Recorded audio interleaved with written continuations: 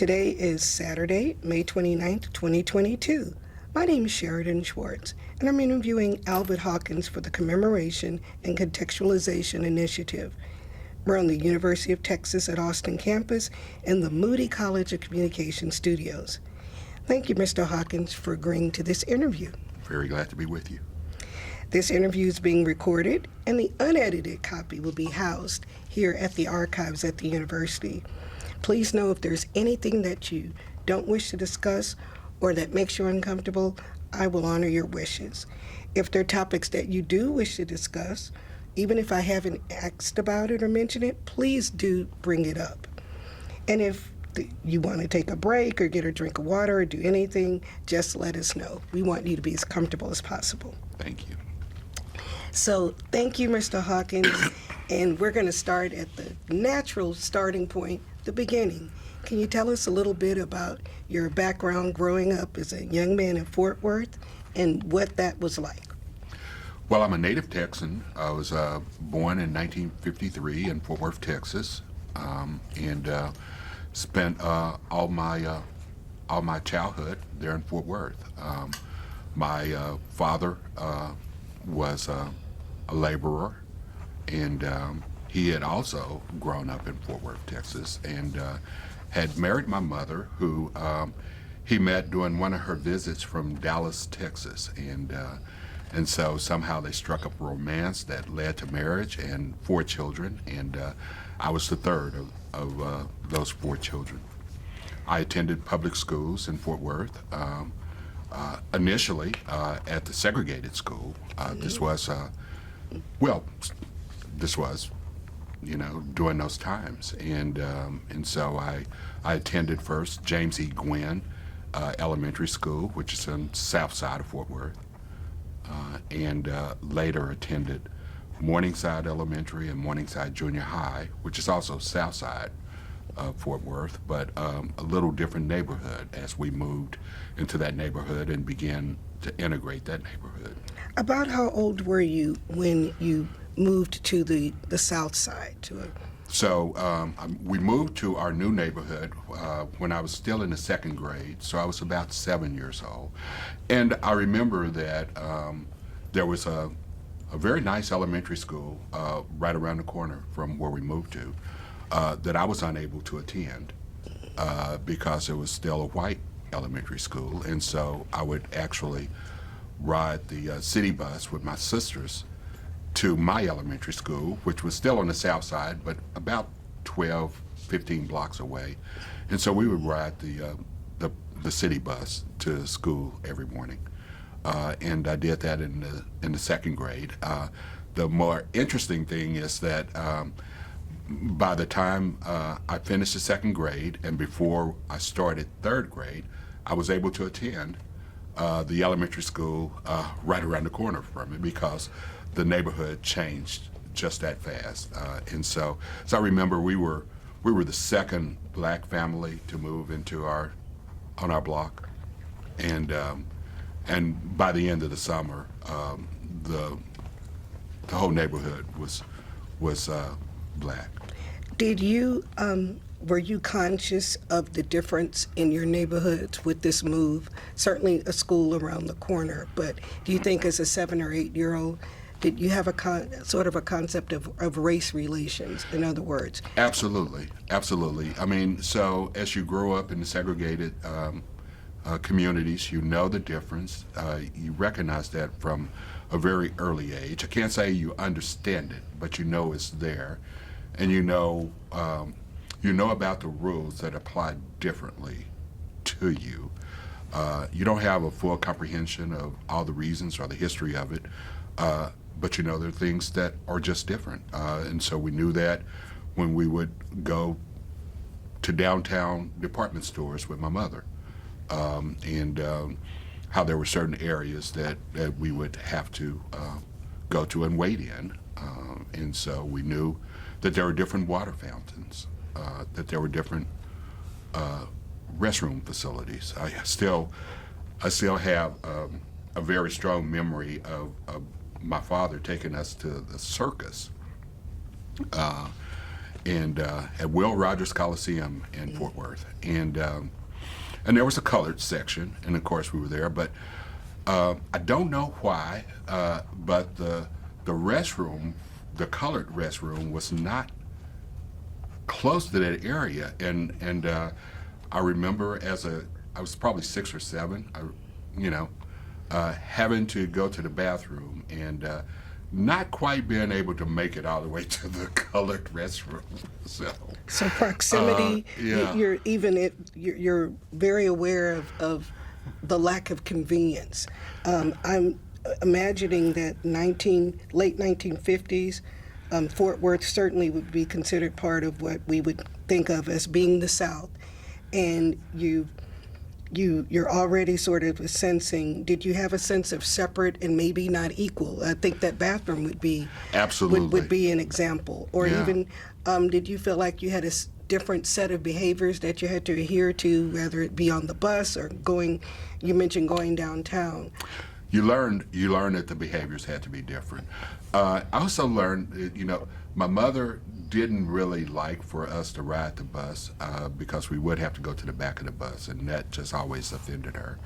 And so we were fortunate that we did have a car, but we couldn't. I mean, she couldn't take us to school every morning because she had to go to work. But we didn't really have to go to the back of the bus because there was only other colored people on the bus, and so. So you recognize those differences. You do kind of accept some of the myths about all the things being better for them. So I remember when we moved to our neighborhood, and it was summer, and kids can be kids, and so we had white kids that were friends and played with us during the summer before they moved out of the neighborhood, and some whose parents wouldn't allow them, but you accepted that. But they made us believe certain things about the school that we never could go into that we thought was true, and while it was better conditioned than the school that we attended, it was not the Taj Mahal as they made it out to be, and so we just accepted all of that when they told us about all the things that were inside, a full gym, full swimming pool, whatever they said we believed, because we just thought that's what they had. Do you remember your family discussing the reasons for the kinds of issues, the reasons why you had to do those things? The reasons, I'm going to repeat that. Mm-hmm. Do you remember your family discussing why things were, or ever questioning why things were the way they were? Or was it just a case of, it is what it is? Well, it was a lot of that. It is what it is. My father, though, as I came to understand and appreciate later, he was compliant, but he was a little militant. He really had strong internal objections to it all, knowing that it wasn't right. But he also knew that he had, responsibilities to fulfill, and so he complied. But you can always tell it was never with acceptance. Do you think, or do you remember your family discussing things about the civil rights movement, especially coming into the 1960s, Yeah. or burgeoning sense of rights, voting, things like that? Absolutely. They were, my parents were pretty active in the voter registration and vote process in Fort Worth. And so they would organize, colored voters in the precincts there. My mother was always a precinct worker. And we would pass out, pamphlets and things like that for different candidates. And so there were obviously white candidates who courted black voters, and so they would outreach to my folks who were involved in a lot of the party activities. Now, growing up in Fort Worth and coming up through high school, what were the expectations that you personally had or that your family had, or even that your counselors and teachers had for you about what should be your next step? Well, and there was I could say that there was a real difference between the counselors and the support I got between my elementary and junior high schools and my high school. I did attend an integrated high school, and as a sophomore, I think it was the R.L. Pascal High School in Fort Worth, which was previously known as Fort Worth Central High. So it was the first high school in Fort Worth for not a colored high school. We had a couple of 3 colored high schools, and we had there were about 20 black students in my graduating class of about 650. And so we were still a very small part of the school population. And so you didn't get, it was a larger high school too, so you didn't get a lot of nurturing. You didn't get necessarily a lot of encouragement. I did have good teachers even there that did some of that, but not in a more systemic way. Were your high school teachers primarily white, primarily black, a little mix, or would you say Primarily white. That your faculty and staff is white? We had 2 black faculty members at my high school, and so, but junior high and elementary school, they were segregated environments. Excellent educators. And of course, they lived in our neighborhoods, and so they knew your family, or which was a curse and a blessing. The school family was a second family. That's part right, of the community. and you knew that they could call up your mother and let her know whatever it is you did, whether it was good or bad, and so that was a big part of it. News traveled fast. It does indeed. It traveled. But they were caring and they were nurturing, and so that was a big part, I think, of my educational success. So your parents were both native Texans as well, so they would have been raised in certainly a generation ago in a very starkly segregated, I would think, Absolutely. Sort of an environment. Did you feel, as you watched them get involved in voter registration and really getting involved in having a voice, that they talked to you about what your responsibilities could be like in terms of now that you had the chance to go to these types of schools, or what that meant for you and what you were expected to achieve? Absolutely. As a matter of fact, it was because of my dad that I did attend the integrated high school, and he felt that I had the academic ability and to do well there, and he kind of imparted to me that I had a social obligation to do it, to be a part of the group that crossed that color barrier and performed well in those circles, and so that was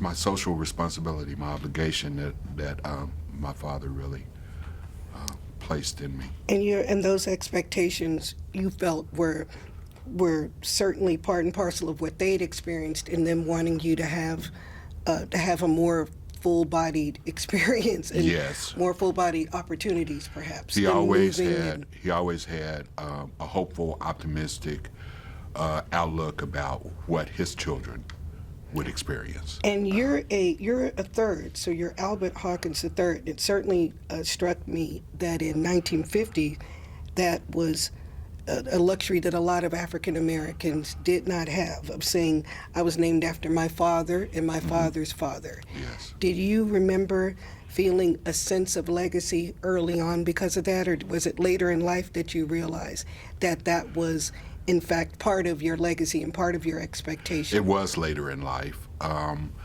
you know, and I appreciate it more and more as I grow older, and so much so that I bestowed that legacy upon our youngest son as well, so that he could appreciate some of the legacy of our family. But no, I mean, like most children, I did not realize the significance of it, but I certainly appreciate it more now. It sounds like your family was very involved in, like I said, this progression, moving to a neighborhood, having you be involved in more integrated school environments. Were they in activities? You mentioned voter registration. Any civil rights organizations or any, through their church or community, any types of groups or pushes or things that you remember? Certainly, membership in the church was always important, and the social activity of the church was a big part of it. But also political organizations that particularly sought support from Negro voters, as referred to in those days, and so they were always a big part of that. So growing up, since you were born in '53, subsequent to the Heman Sweat case, and then of course Brown versus the Board of Education, which very heavily borrowed on the architecture of the Heman Sweat versus Painter case. Did you hear about those, learn about them in school? Do you remember knowing that there were these cases, or that something had happened to now make things available to you even later, even as 8, 9, and 10-year-old that was there? Or was that, do you remember studying or I had hearing a about child's that? understanding of it all, and really did not get exposed to Brown versus Board of Education until high school, really. And certainly the exposure came initially through the civil rights movement, and my family, was a strong, offers strong support for the civil rights movement that Dr. King led, and so we were emotionally attached and involved through my parents. And how did you view yourself? Do you remember coming out of high school, as you're coming up, I guess, really late 60s and 70s, did you refer to yourself as Negro, as colored, as black? What did you think of yourself, and what did you find yourself called? So it's so funny that the transgression, the transition we went through, the progression of names, and so I remember starting out as colored, right? And and then phasing into Negro. There was a period there where we were Afro-Americans, and then black became more widely accepted. So with this amazing backdrop, you're coming out of a very partially segregated high school where you've got different opportunities to see different things. How were your decisions about college being made? What were your thoughts? What were the expectations? And how did you decide or choose UT? Well, I soon came to understand that my decisions didn't matter quite as much as my dad's decisions. Understood. And so I was, and I was planning to go to the University of Houston, and I don't really know why. Just I think I had a couple of friends who were going there, and I thought, nah, that sounds good. My mother wanted me to go to TCU, which was not far from where we lived, and so I absolutely knew course. I did not want to go to TCU because I wanted to have the experience of getting away. I wasn't too bold, though. I wasn't leaving the state. Right. You know, and I say that about our children now. They have a bold spirit because they left the state to go to college. But anyway, I had more of an interest in going to University of Houston. I knew very little about the University of Texas. Now this is in 1971, and there were probably two things I knew about UT other than it was in Austin, and that was in 1966, Charles Whitman got in a tower and killed 16 people. The first mass shooting, ironically, right. in this country. And I knew that about UT. And the second thing I knew about UT was in 1969, it won the college football championship. All right, the old National Southwest champions. Conference. Yeah, right. And so, other than that, I knew it's in Austin. It's a big place. And my father said, it's the premier university in the state, one of the best in the country. You have an opportunity to go there and get the best education you can for yourself.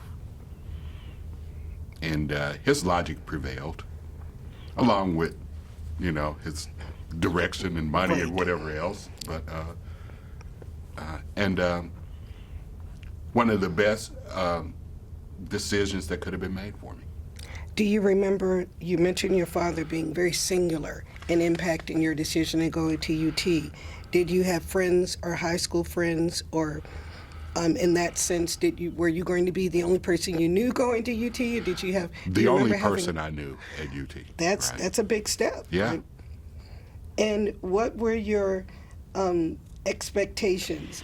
What did you think? You mentioned it being a big city, the very important Southwest Conference championship. That was very important in 1969. And in terms of visibility for a young man, that would stick in your head. But do you remember making that first trip from Fort Worth to Austin? Did you visit the campus before you went, or did you arrive as a student? I had no previous exposure to the campus. I did not attend orientation.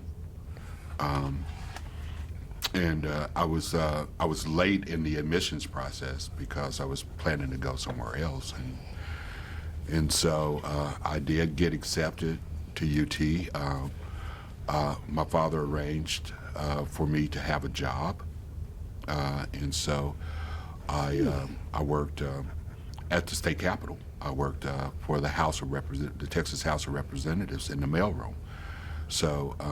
And that was as you were coming in as an incoming. That was my job. I knew I had a job coming to Austin, and I worked all through my undergraduate years. And do you know how your father made that? Was able to make that happen through his associates or friends or church? From the political associations that he had made, and so there was a state representative from Fort Worth who he had done volunteer campaign work for, on the south side of Fort Worth, and he was in the leadership in the Texas House. Do you remember his name, sir? I do. His name was Tommy Shannon. Oh, certainly. And he was Speaker Pro Tem at the time. Yeah, very influential person to know. Yes, and he said, well, if your boy wants to come to UT, we can get him a job working in the Texas House. And that pretty much clinched the deal. That's where I was going. It was said, the die was cast. Yes, that's right. And so I did that. And so I had no previous exposure to the university at all. And other than through TV and media. Through TV. So the only other person you knew or your family knew in Austin was this actually very influential state legislator. Yeah, and I can't say I knew him. But certainly right. that he was able to make that arrangement. And so when my family brought me to Austin and checked me into the dorm and drove away, I did feel pretty completely alone. What dorm were you staying at, and were there any other African Americans there with you? I stayed, for the first couple of days I was in temporary housing, and so that was the basement of Breckenridge, which was, It's a campus tradition. kind of dreary too, and depressing, but No windows, no, yes. that's right, that's Yes, right. sir. But my permanent housing was in Prather Hall, and so and it was great, and I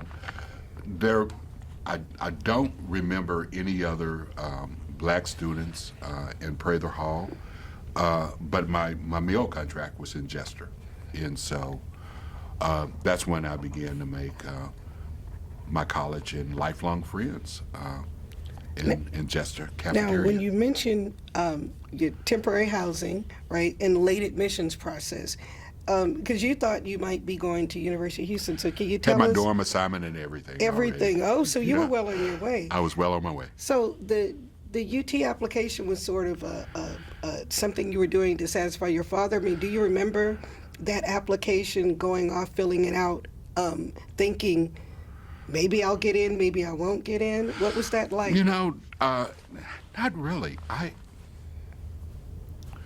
I didn't have concerns about getting in.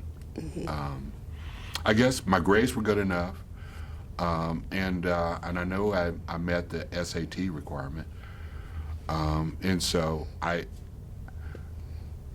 didn't have apprehensions about being accepted. And so now you're in school. Did you take the job at the Capitol? Oh, working absolutely. At the mailroom? Yes, Okay. yeah. Now, the Capitol of 1971 was not known to be necessarily the most welcoming place in terms of diversity. Right. Do you remember feeling any comparison or contrast to what campus was like versus the Capitol, or vice versa? What is so interesting about it in the Capitol, and these are the permanent staff to work around, not in the legislative offices for members directly, but in the House of Representatives or the Texas State Senate. There were two departments that blacks were well represented in. One was the Porter staff, who, great guys, did a great job cleaning and maintaining the building, but they were the whole staff was virtually all black. And then there was the House Post Office and Property Department. And it was led by a black gentleman who was the postmaster, and with black staff. Wow. And so I fit right in there. So these two parts of this very big place. Yeah. But traditionally, did you see black staff members, black legislators, black staffers? Not initially, because if you look back at the political history of the state, most of the Texas legislature was elected in at-large districts. Yes. But for the 1972 election, Almost a and beginning revolution. that Yes, sir. went to single-member districts. Single member. That's right. And at that point, in 1973, they were inaugurated into the Texas House and even the state Senate from single-member districts, and that's when we had the largest influx of black legislators in 1973, and so I have they to ask hired you staff. if you remember some of those black and brown Oh legislators. yeah, absolutely. And so, Synfronia Thompson, Yes. amazingly, is still a Mrs. T. member. Miss T. Absolutely. So she was one of those early members, and Mickey Leland, Craig Washington. Do you remember Barbara Jordan? No, because I was on the. I know. Right, her. of Yes, I course. remember. Of course, I remember her. But I didn't interact with her because she was on the Senate Senate side, side, and I was absolutely. staffing on the House side. So but she you was were legendary. Craig already. Washington Reyes, the Yeah. Washington Leland, Yeah, absolutely yeah. on the House side. Mm-hmm. And that is sometimes the House and the Senate ne'er the twain shall meet. People will say That's right. That's right. about the Capitol. So there was a big change in 1973 in the composition of the Texas legislature. Do you think that job at the Capitol influenced your you ending up as with your major? So tell us about that. What was the driving for that? Yeah. And how did that influence it? Or if it did. And so I chose as my major when I entered University of Texas government because that was always an area of academics that I enjoyed studying, seemed to have some proficiency at, and I found it just really interesting and wanted to be involved in government, advancing the status of persons. And so part of my upbringing was I was exposed to the war on poverty programs. And you might remember the community action program and community action agencies. And my mother actually did some work as a clerk in those programs. And I remember one summer I was able to work with NYC, or Neighborhood Youth Corps. Oh. And I was just astounded by the impact and benefit that those programs had on people in our community. And so I came to understand the power of government in not just regulating society, but actually being able to improve the lives of people. So you have this very almost in a way high profile in terms of exposure job at the Capitol, but you're still a working student. That's right. You're Just a a clerk. working student. Yeah. You're a government major. So what was it like in that major? Do you think that do you remember any interactions you had with professors? Were there other Black students that you were able to be in study groups with, or how was your academic progress like? So Black student enrollment at the university in those days was very low.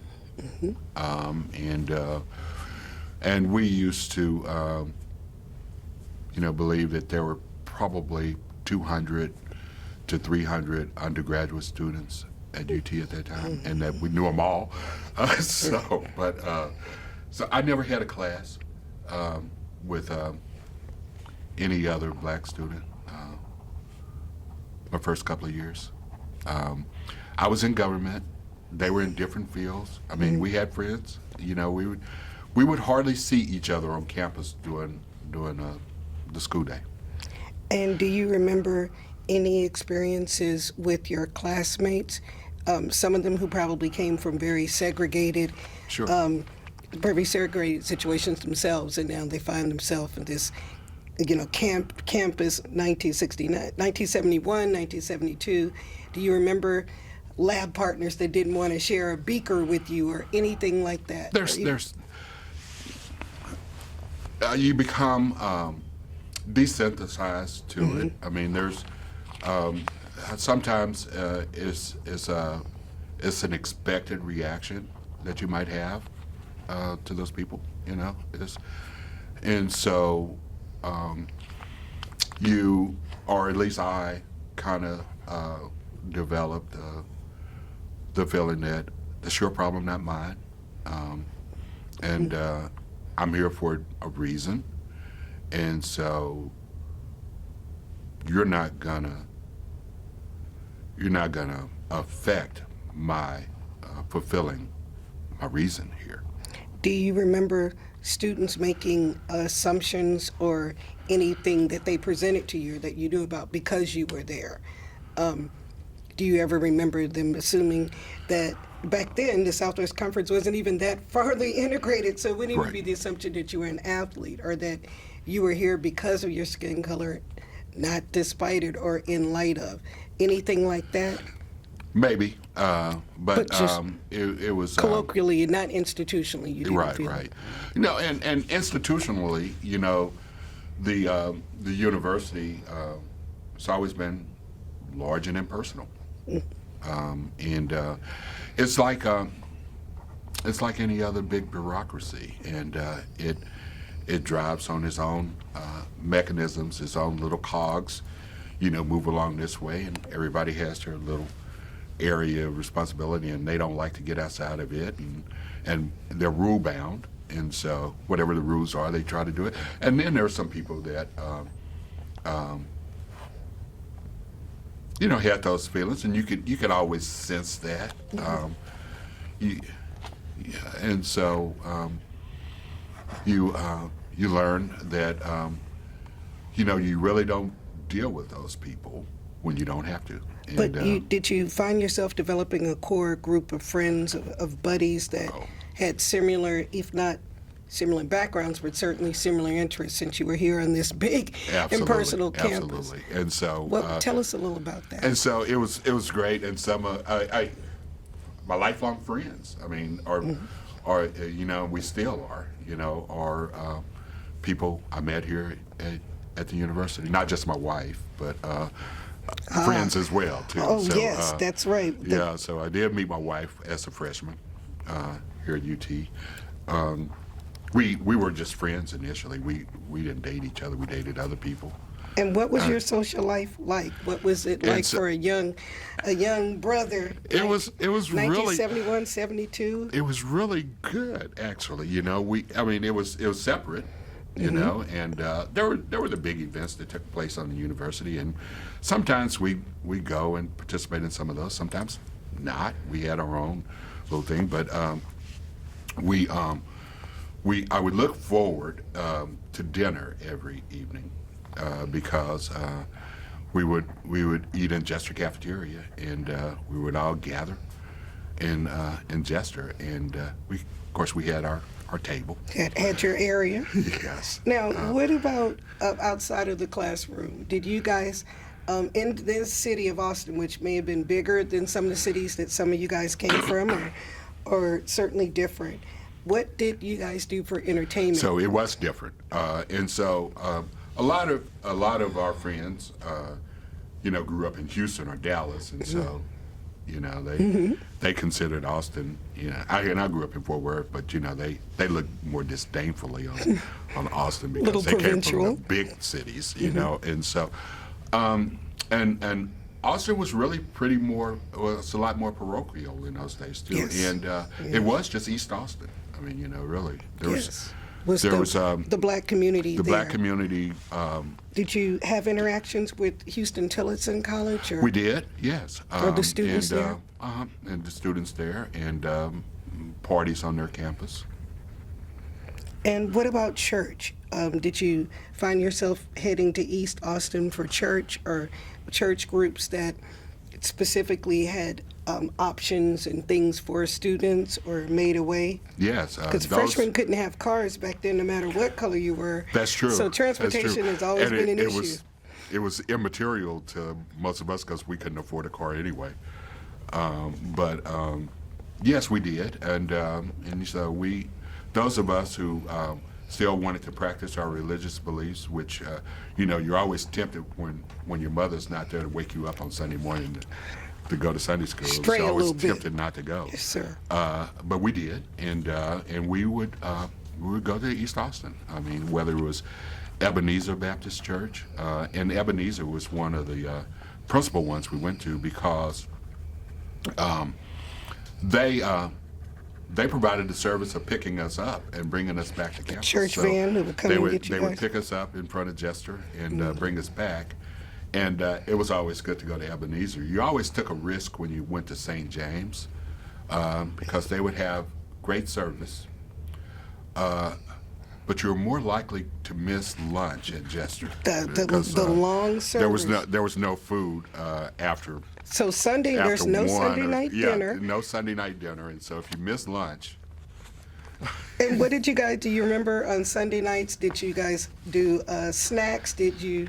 I've heard some students say that they made friends with people from Austin so they could have dinner with them. I mean, if you got an invitation for dinner, that was great. There was there was just on the drag. There was really just there was a Jack in a Box there, and not much else, you know. And so there was a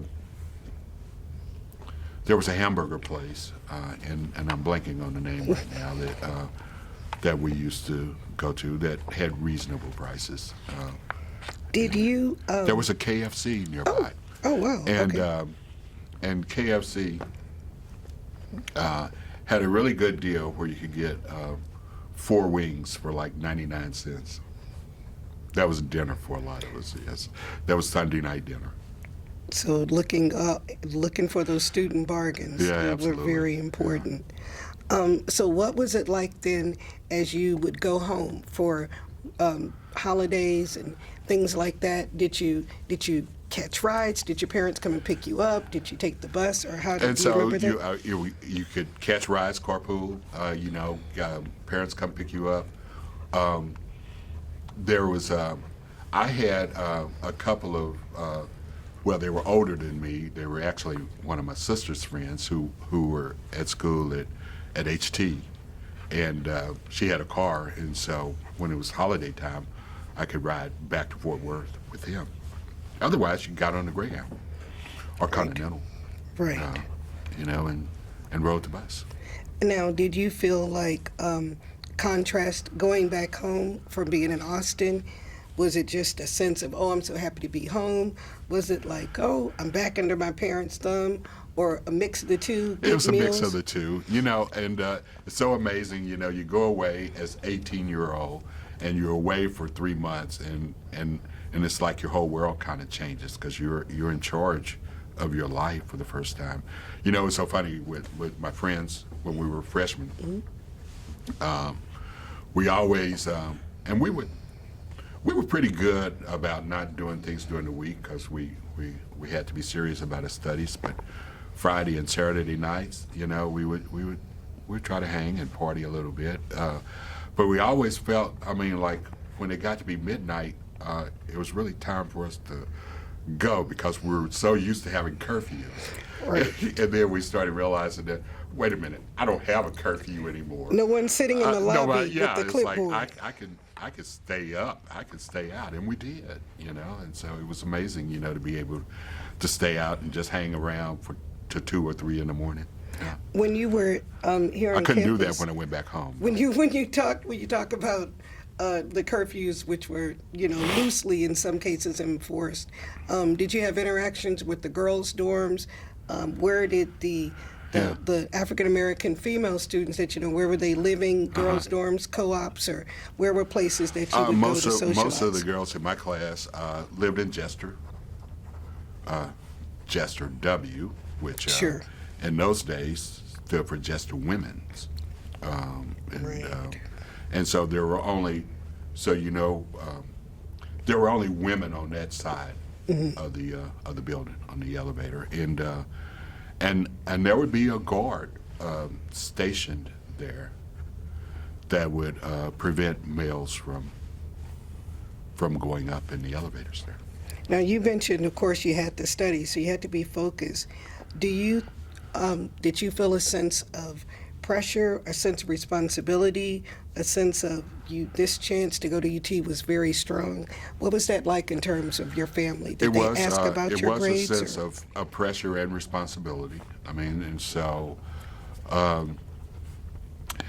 you know, there are always doubters and haters, you know, that are around, and you try not to let them influence your thinking too much. But there were, you know, I just remember that some people say, "You're going to that big place. How are you going to make it there?" You know, it's like, and I don't think they really were malicious in saying that, but you know, they were more accustomed to folks attending an HBCU, you know, where they knew what you had to expect, what you were going to encounter there, and so they may have had some genuine concern about whether or not we could succeed academically here, and and to be honest, I did too.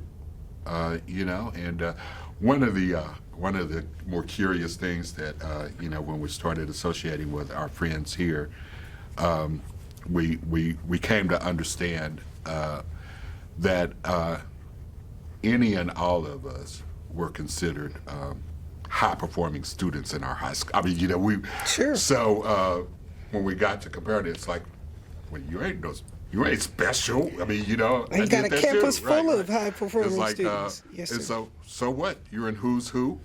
We all were. You know, we all, you know, made that merit scholar level. You know, so there's nothing that special about you, and so you find that out at UT that the quality level of your fellow students is much higher, which then challenges you to raise your game. Meet them at that level. And sometimes it takes a little while to get your footing. Did you receive any scholarship money to go here, or were your parents paying out of pocket themselves? No scholarship money. They paid. I paid. I worked. And you worked as well, of course. And so you're, as a student, and you're working, you're a student, you had a responsibility to do well. Failure was not an option, I'm getting the Right. impression. And so how about these campus organizations and how you ended up aligning, certainly with one in particular, and what role did Black Greek organizations and Black organizations play in what life was like in the 70s at UT? Well, UT again at that time had a fairly cohesive Black student undergraduate population. I think we were all acquainted with each other, knew each other, interacted, friendly, and everything else. And there were two primary fraternities on campus at that time, and a couple of Black sororities on campus at that time. But we had friends across. I mean, so it wasn't this strict separation in the Greek organization. So I had friends that I was an Alpha, but I had friends who were Omegas, and still have friends who were Omegas. Absolutely. So the and, Alphas and the Omegas were certainly two of the earliest groups on campus. And so I got to know members of Alpha Phi Alpha when I enrolled in the university, and they outreached and talked to me about the fraternity, likewise with Omega Psi Phi. And you know, some of my friends also were similarly impressed with Alpha Phi Alpha, and so we pledged Alpha in 1972. And so pledging then was a little bit lengthier process, I understand, than it is now. So do you remember what that process was like at one point? And what about your family? Did they have an understanding? How did you tell them? Were they concerned? Were they interested? Were they proud? Were they just wondering? So what was that like from the decision to pledge Alpha Phi Alpha fraternity, which of course is the first? They were supportive because they did have an understanding of Greek organizations. They did, okay. My older sister had pledged Alpha Kappa Alpha, and so she was an AKA, and my parents knew some Alpha men in Fort Worth in our community. And your So sister your older sister had pledged where? at North Texas. Okay, I see. Okay, so that was, she would be on one of the North Texas State. earlier, yes, on one of North Texas State's earliest lines then, depending on when that was. Yeah. So you had a sister that was a member of Alpha Kappa Alpha sorority, Yes. which is the first African-American sorority, and you find yourself aligning with some brothers and having interactions with brothers of Alpha Phi Alpha. So your parents had sort of been broken into the idea of Greek life with your older sister. But do you remember how long that you pledged? Well, it was only 13 weeks. 13 weeks. Oh, And I say that 13 weeks. sarcastically. Yeah, right. But also there were no laws regulating pledge activities. Very few university rules as well in those days, and so it was left to Now, did the you adjustment of those fraternal organizations. do you remember any activities on campus, running upstairs, going into any sort of things or any kind of impact that it had? Because 13 weeks is a semester. It is, yeah. So any kind of impact that it had on your grades, your schooling, your class, or did you not let it take your focus? It probably away? did have an impact, but they had structured study hours, and so we did that, I think, twice a week, because the members of the fraternity didn't want your grades to just, Of course. end up in the toilet. Then you'd be on Pro when you scholastic probation when you get inducted. So That's not that nobody doesn't wants help that. you any, right? That's right. Now, do you remember going back home after you successfully had managed to make it through that lengthy intake period and pledged? Do you remember going back home to Fort Worth as a full-fledged member? I do, actually. Of AFIA, and what kind of response did you And get? so, and I became, I learned that some of the men in my life that I didn't know were alpha men in the community, in or the community church, or- back in Fort Worth were alpha men as well, including two of my former principals. Wow. And some members at my church, and so who knew? I didn't know that. Didn't realize. So then you sort of get welcomed to yet That's right. another type of a community, even back home. That may be something that you didn't. There were not affiliations that you immediately had recognized them in your life, but you now felt it as you came back. That's right. As a member of AFIA. Right. And we had 13 pledgees on our line, and so and we were inducted in April of 1972, and so we just celebrated our 50th anniversary as Alpha Men. Wow, that's And we weren't able to get together in person, but we did have a virtual reunion. And so so you're still in touch with some of these, yeah, some of yeah, your brothers it's today. great, yeah. And do you, so thinking back on it, 1972 was an interesting time to be a college student, a young man of Alpha, as opposed to things that were going on. Did you find yourself involved in anything like civil rights, anti-war movement, voting rights, or did you feel was there any comparison or contrast with that? Just thinking about the 70s. We were still active in campus issues and seeking improvements here at UT. Certainly, and across all lines of organizations, Greek or otherwise, and so we banded together as black students to rally and protest the number of students enrolled. Number of black students or students of color. enrolled, Okay, right. which was okay. less than 1%. Well, it was actually like 1/10. Well, I was going to say a fraction of a 1/10 percent, of 1%. sir. Yeah. Yes, sir. Now, and what was that like in terms of you realize not only you're a statistical minority, there are statues and buildings named after, for example, President Painter, who Yeah. vowed to keep the campus white. Confederate legends were given, Confederate Sure. Yeah. people. Did you feel like that even then, that maybe that affected whether or not you had a voice? Was it palpable? Did you realize, for example, who Painter was, as or tell us a little bit Yes, about that. I mean, but Texas was a Confederate state. I mean, and so Jim Crow South. that tells you pretty much all you need to know about the historical culture of the state.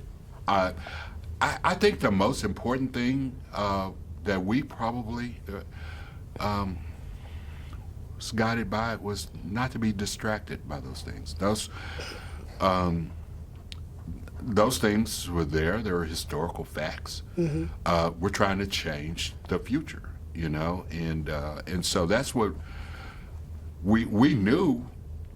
It was bad before, and so we wanted it to be much better going forward. And so, you don't, man, I paid no attention to those statutes on the South Mall.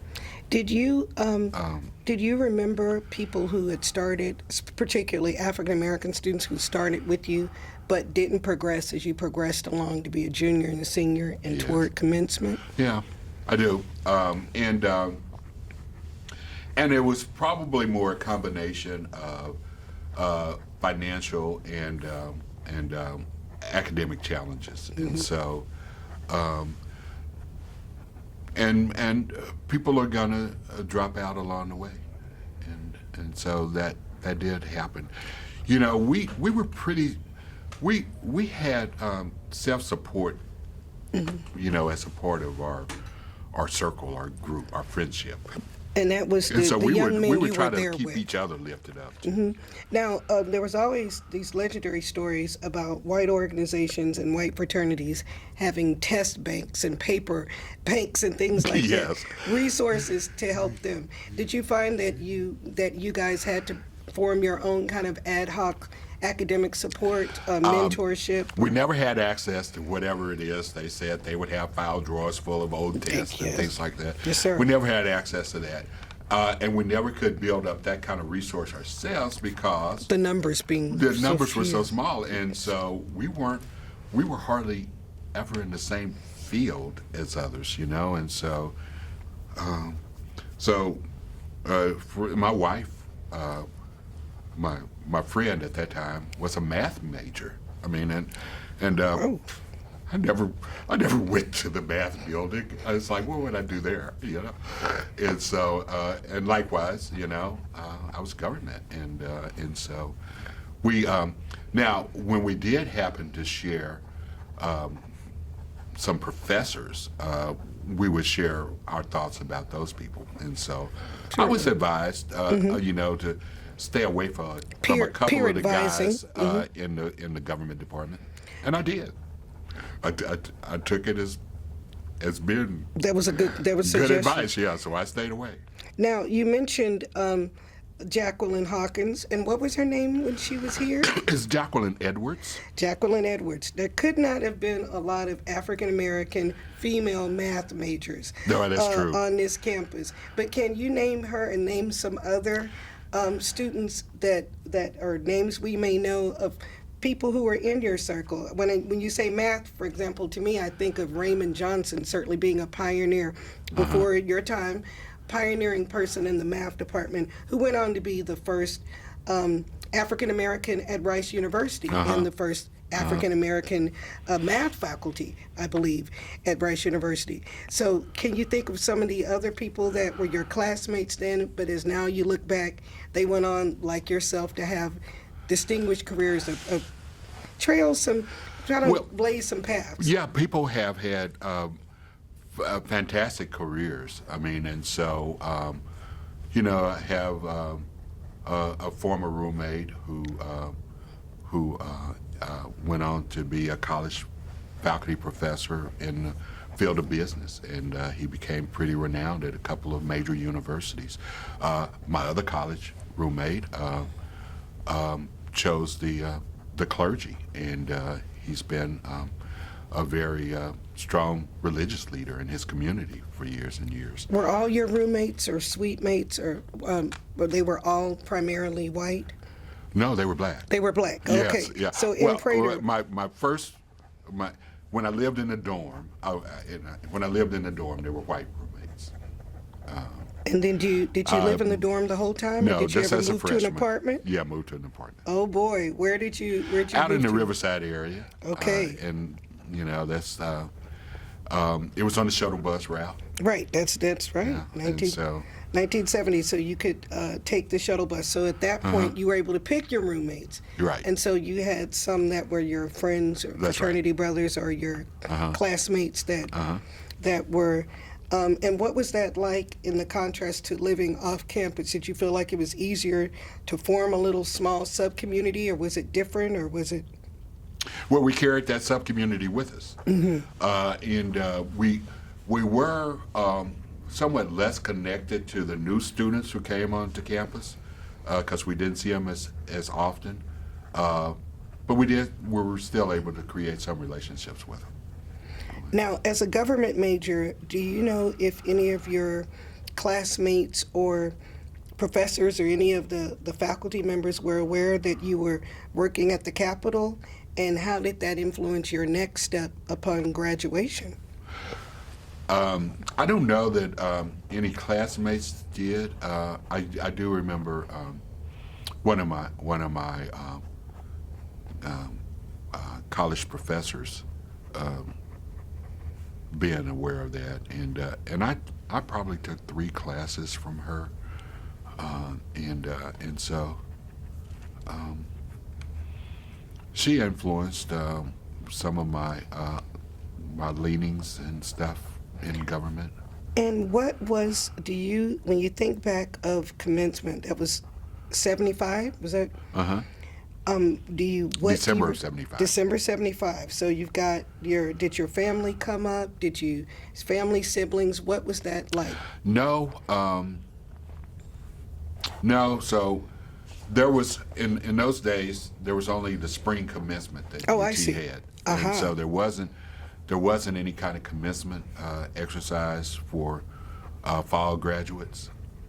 I had the option of doing it the next spring, which I didn't do, but I did enroll in the LBJ School, Public Affairs. And so, now, so you went basically directly from UT and applied as an undergraduate to graduate school. that's right. With no break. And I would Well, think there was a little semester break. Oh, a semester, because school didn't start till the Till following September, fall. right, till August or whenever, yeah. And did you stay in Austin for that, or did you go I back to did. Fort I was still Worth? working. Are you still working at So I had my job, and And what was that like in terms of your family, your friends back home, that you were going to graduate school? yeah, now? so it was great. They were proud.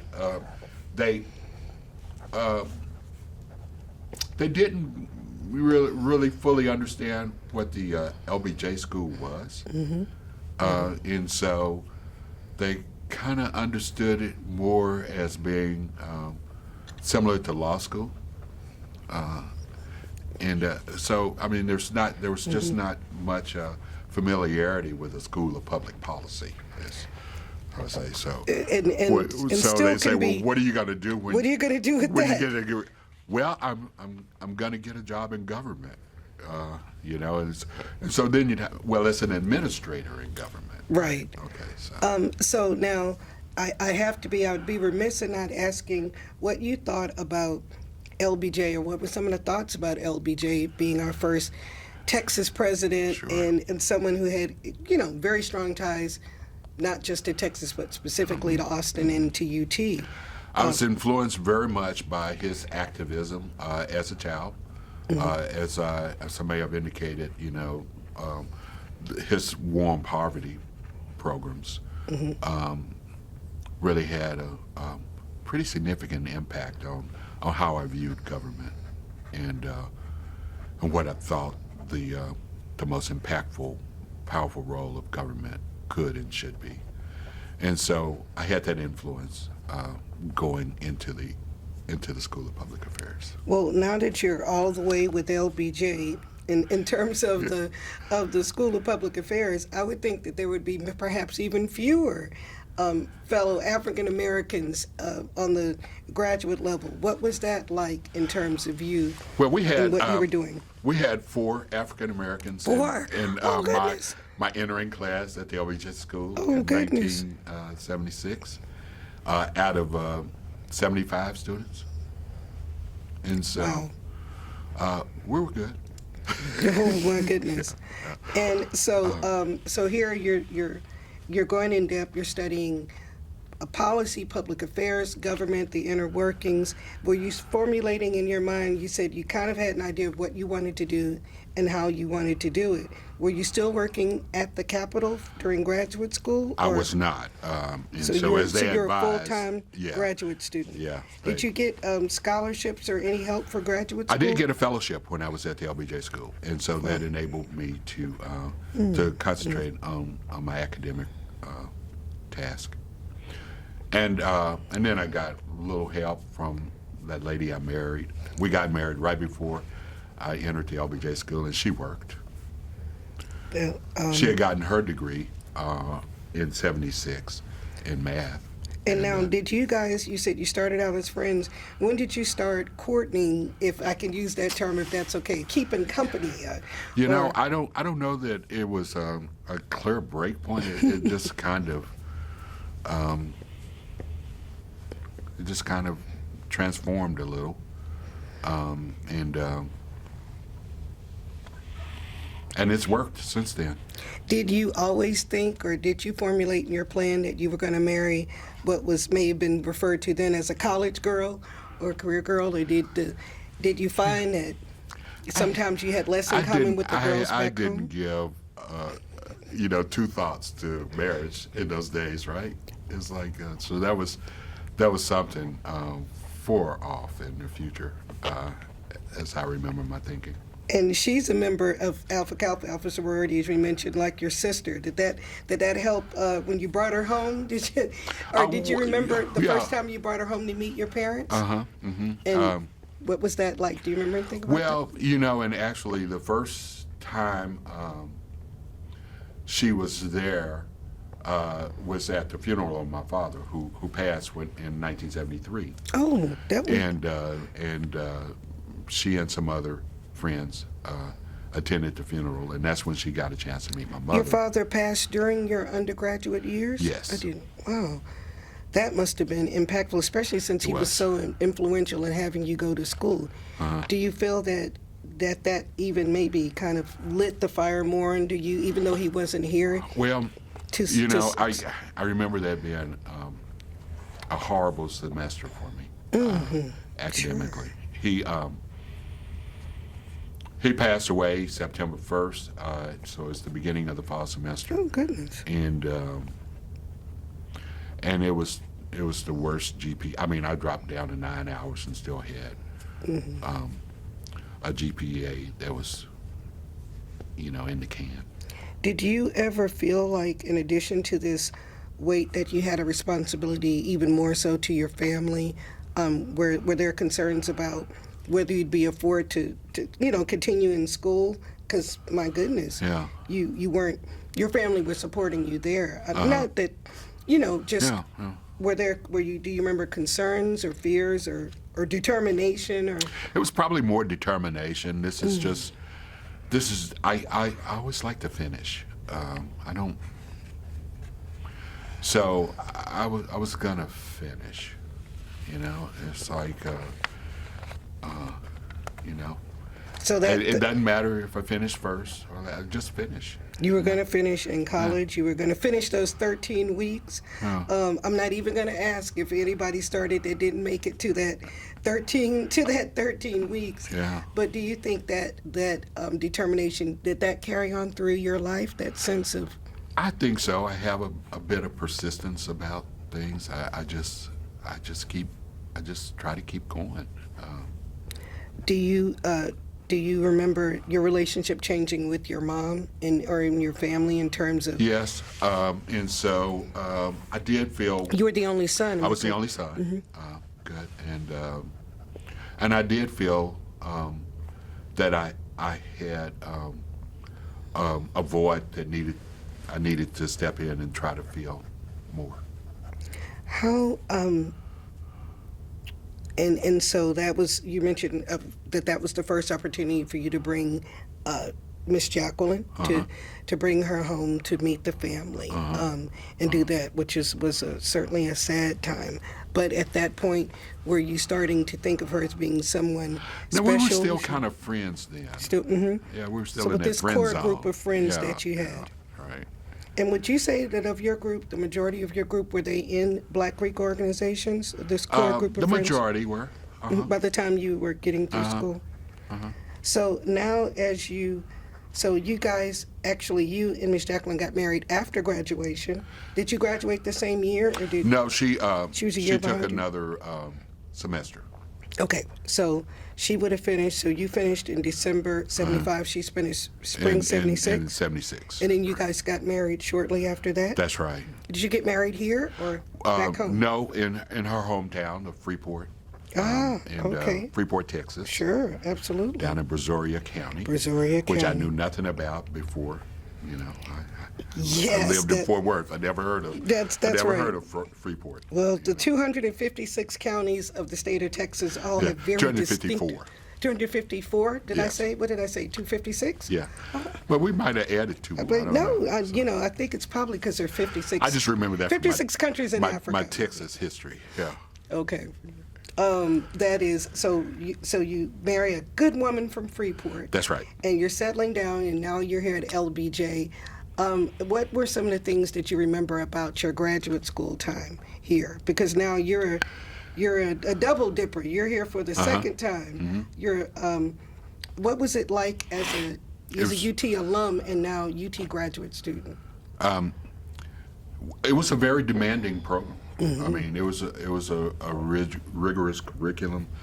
The faculty were not only had academic credentials, they had professional credentials in government.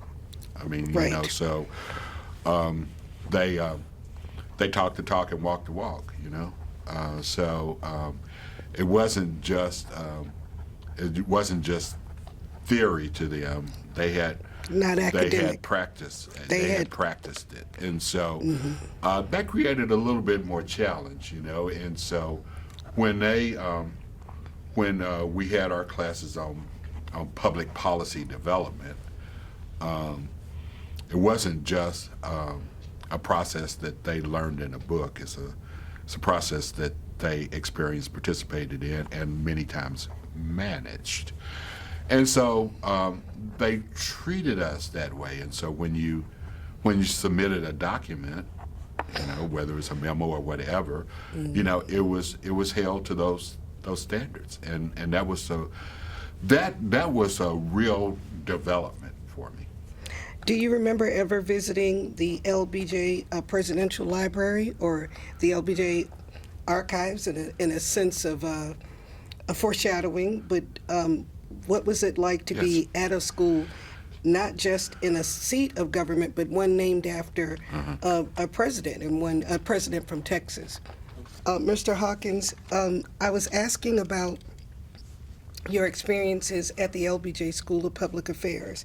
So you're at this School of Public Affairs named after for Texas' first president. Were you a little bit aware of what that was like? Did you ever visit the Presidential Library, now attached to the School of Public Affairs? Or what were your thoughts in that sense about where you placed yourself academically and professionally? Well, I mean, I think it was more than just a symbolic image for us. I mean, it made it real. We did have the opportunity to spend time in the Presidential Library and, of course, the tours there, but also access to some of his papers from his administration, and so that was always more enlightening than anything else. The LBJ Library, of course, here is also the home of his archives of his papers, both for his congressional and his presidential career. So as graduate students, you guys had access to even see some of his notes as he made these decisions. You mentioned that there were 4 blacks, you think, in that incoming class. And did you interact with them often or have relationships with them in terms of studying or meeting of the minds, thinking all about of the things? above, yes, and so we formed pretty good relationships with our white co-students as well. But we always find maybe more comfort or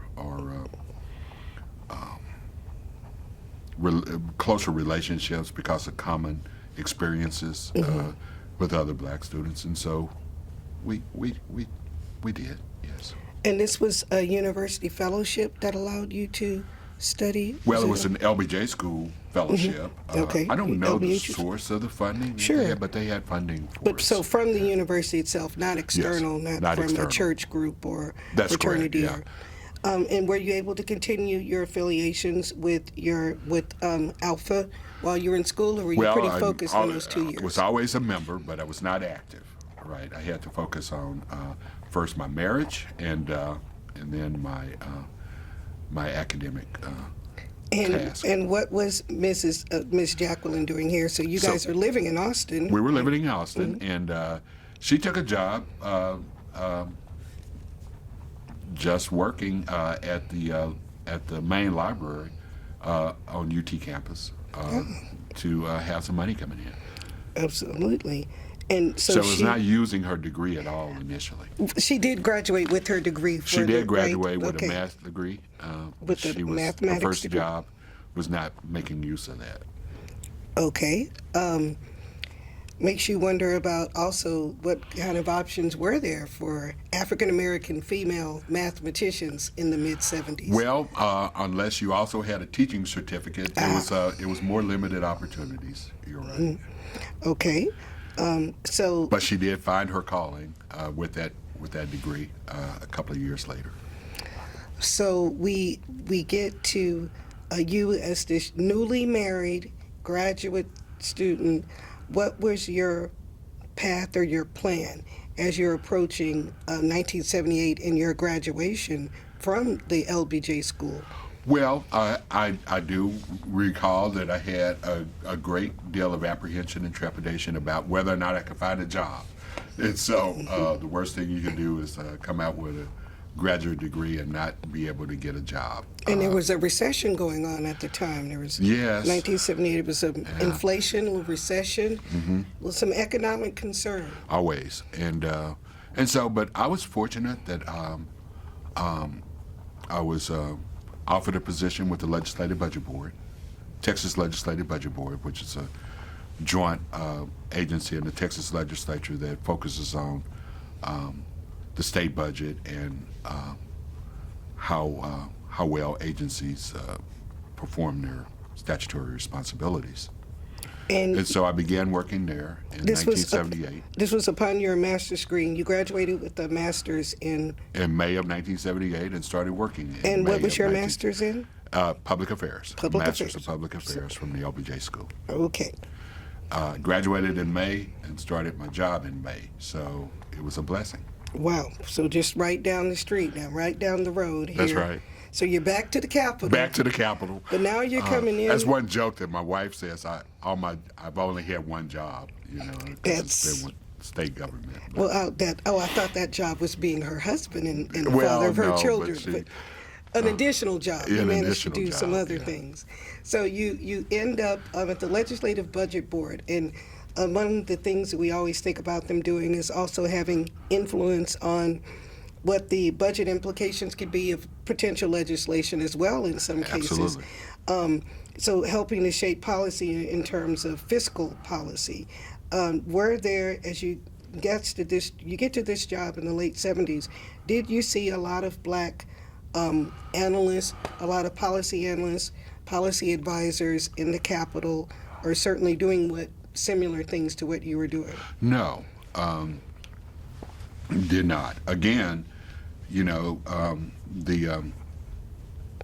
the political history of Texas had an impact on the staffing levels in the legislative offices.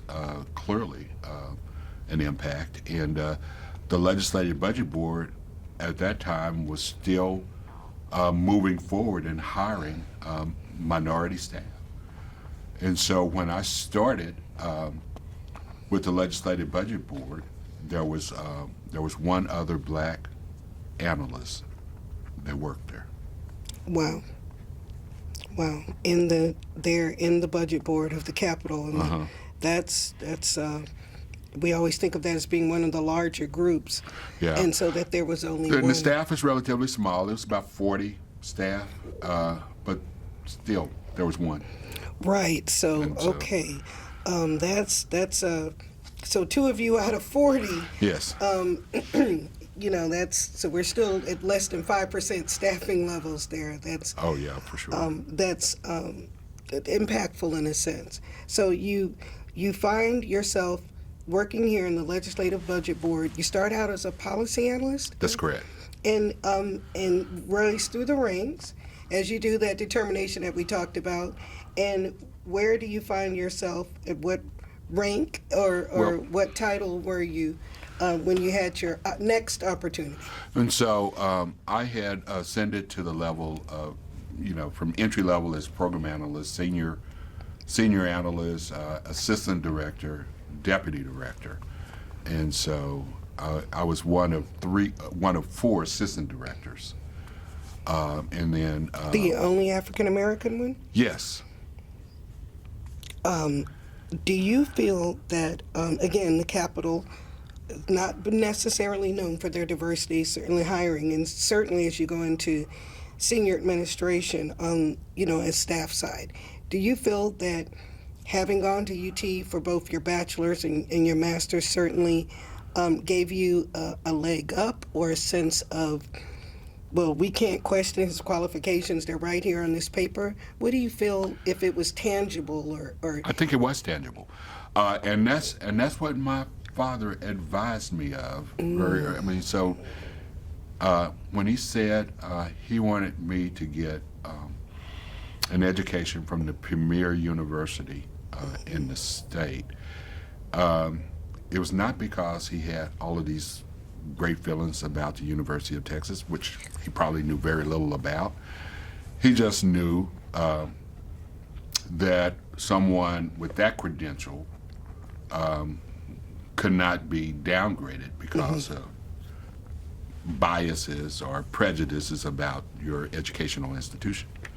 And so I certainly feel like that played a role in how I was viewed and accepted.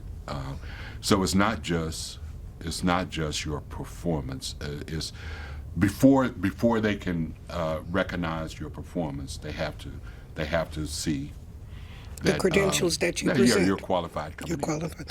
Yeah. And were you working there with the Capitol's known as being a UT alumni stronghold? But were you aware of working with quite a few other UT graduates? UT does have a strong influence on the staff levels because of so many UT proximity graduates. And so many things. So many UT graduates want to stay in Austin. And so that was there, yeah. Now, so your next step was something very interesting. You're doing administrative work on the legislative side here, working in the Texas Capitol. And what was that next step? What was that call that you got? And so I had an opportunity to change jobs and be elevated, but in a different office. And there's a little bit of a backstory to that. And so I was at the Legislative Budget Board, and I had performed comparatively well. I was well regarded by the members that we served. The chair of the Legislative Budget Board is the Lieutenant Governor of the state, and the Speaker of the House serves as the Vice Chair, and you have the chairs of the budget committees and two other significant legislative committees. And so you have what represents the legislative leadership of the state. And so I had certainly met their standards and been considered to be a high performer. And if I can ask the question, when you mention that, I know that the legislature, Senate Bill 1, that they do every biennial, is literally the state budget. It is. So you're looking at the length and the breadth of the budget of one of the largest states in the country. And did you have this sense that by having this position, you were able to influence funding, policies, programs, agencies? Yeah. Well, yes. And I don't want to sound immodest, No, sir. but they do rely upon the staff. I asked the question, sir. No. They do rely upon the staff Yes. for what we know about those programs, those dollar amounts, the history of them, and I was I think it's fair to say I was recognized as a budget expert. And so you were saying, And so, well, then back to the backstory. And so, I was assistant director at the Legislative Budget Board, and the director announced his retirement. And so, and what year he is was- this? About what so year? this was in 1994. And so, well, it was in 1994. He announced his retirement, and so they began the process of figuring out his replacement. And I was a leading candidate. You were under consideration. Yes, and ultimately I was not selected to become director. And it was another fellow that I'd worked with. He had worked for the lieutenant governor, and we had worked well together. We were colleagues, and he was. But I was internal, and so I did not get selected director of the Legislative Budget Board, but they did name me to be deputy director, and I continued to work at the Legislative Budget Board because it's my nature to persevere. So That it's like, determination is a common theme. I just kept going. And the reason I bring this up is because it positioned me for a career decision that I was able to make because of that experience of not being selected to be director of the Legislative Budget Board. And what was that next And so step? in 1994 general election, George W. Bush was elected governor of the state. And so late 1994 in November, he started a search to assemble his senior staff. And my name was recommended to him by a number of members of the legislature, and so he asked to meet with me. Well, first there were a couple of messages, would you meet with him? And I said, no. Don't know why, I just said, no, I'm good. I have this job. I don't know him, I was about to ask you if you no, I if you didn't were. know it. And so, but I did, because other people said I should, I did agree to meet with him, and I did, and I spent a good amount of time with him, and I was just so impressed with his vision, his personal commitment to the state, and that I did accept his offer to become state budget director in the governor's office. And this is a direct govern. The governor gets to pick his budget director. You don't Right. go through you don't apply. It's not a job posted on the job board. No, it's You got to not, get yeah. that call. Yeah, that's right. And so the backdrop to that was that I was not selected to be director of the Legislative Budget Board. Right. But you were. But that door closed, But you were but picked. a window opened, That's right. and so I became director for Governor George W. Bush, which led to the next job, obviously. Had that there I had there been any black heads of the operating at that level or at that particular job? I had never known of or any at the Legislative Budget Board. prior to you. So I'm asking you. You'd be more familiar with that history. So you had to certainly feel a sense of that, of you being in that position, both in terms of visibility and responsibility. Yeah, I think that's fair to say. And so that you do that for how long? So I did that for 5 years. And we had a successful run during his tenure as governor here, and that And you enabled worked. him to. Well, at that time, would you have worked with Lieutenant Governor Rick Perry? Yes, but and my history with Rick Perry goes back to when he was a freshman member of the House of Representatives. 'Cause remember, I was with the Legislative Budget Board, and Right.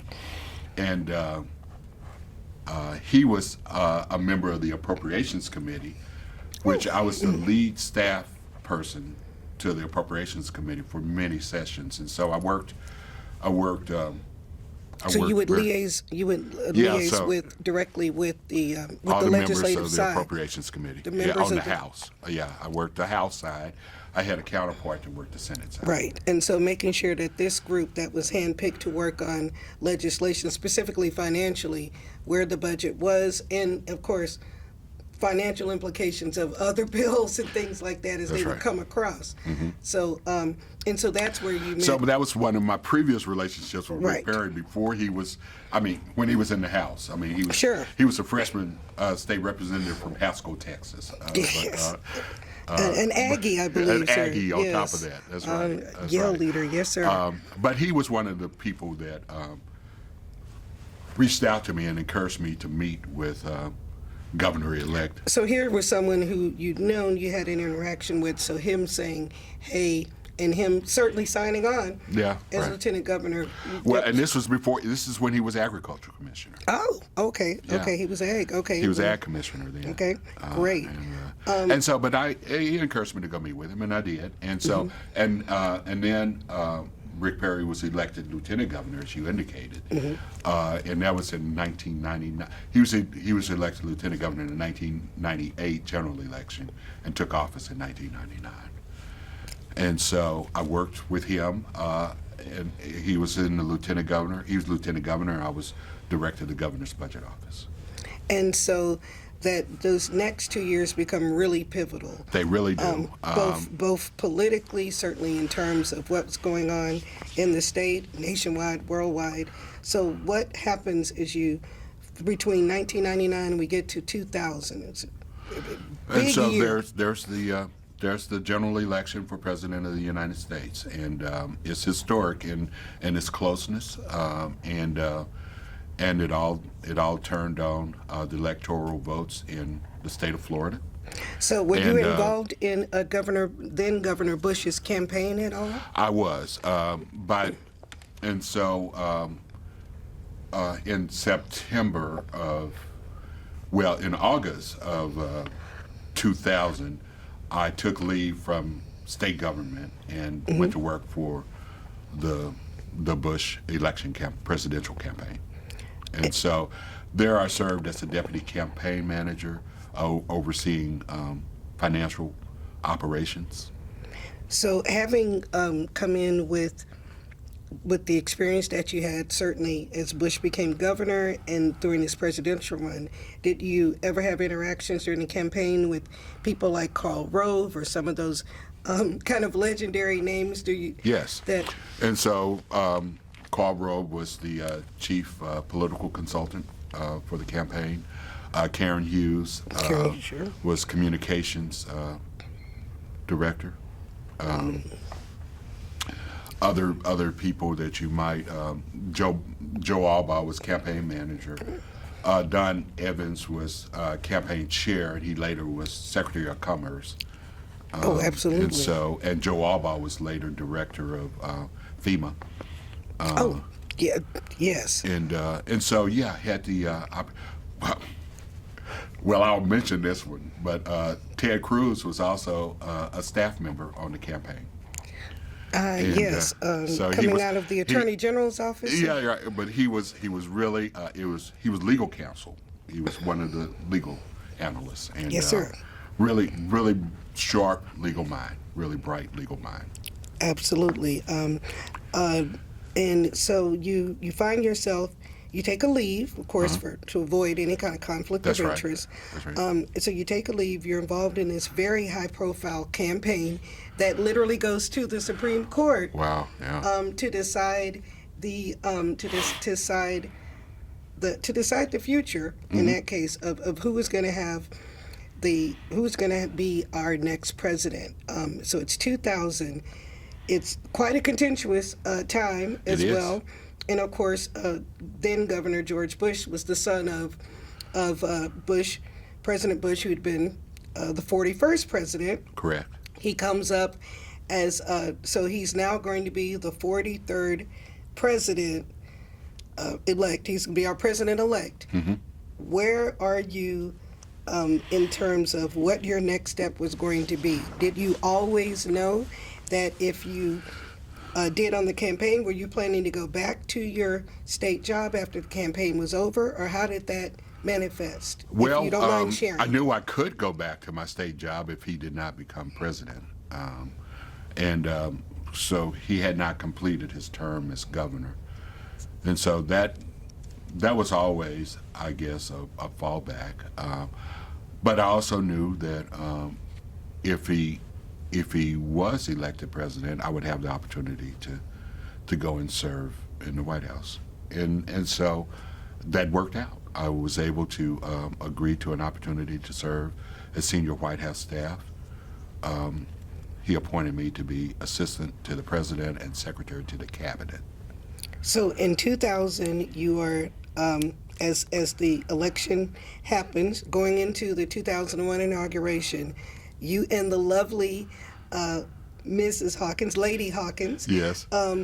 As she goes in, and you have how many children at this time? So we have three, and our oldest son, is here in Austin and established in a job. Our daughter was just graduated high school in 2000, and was a student at Harvard. And our youngest son was ready to start first grade. Wow. So the family's going to relocate to Washington. We did that. What was first that time like? we lived outside of Austin, too. First time we lived outside of Wow. Austin. So what was that like? It What was that process it was like? a little frantic, to be honest. So the because of the court battles over the election and the hanging chads and everything in Florida, the transition period was not the normal length. And Yes, so it was abbreviated, highly it was abbreviated. very much abbreviated. Highly and abbreviated. So I got a call, to, okay, it's done, go to D.C. And so, because I had to start, Yes, sir. preparing for the administration to take over January 20th. So What was it although like? the election, resolving the election might have been delayed, the inauguration date set in Constitution, so it was still January the 20th. So you had to hit the ground running. We had to be ready to go. be ready. We had to be ready to go. I was also going to say, what was it like migrating from you're a long-term state employee, but going through the CMB process, OMB and CMB, to Yeah, get hired on with the White House? It was what was that like? grueling, actually, and so the background check process is pretty rigorous and thorough and frustrating as all get out. Where they literally interview your friends, your They did. family, your neighbors. Some people that they told me, they called you. Why would they call you? I mean, it's like, but And you'd been a state employee. It wasn't like they didn't know where you'd been. but they have their system got to go their rules. through, and the thing that we did have to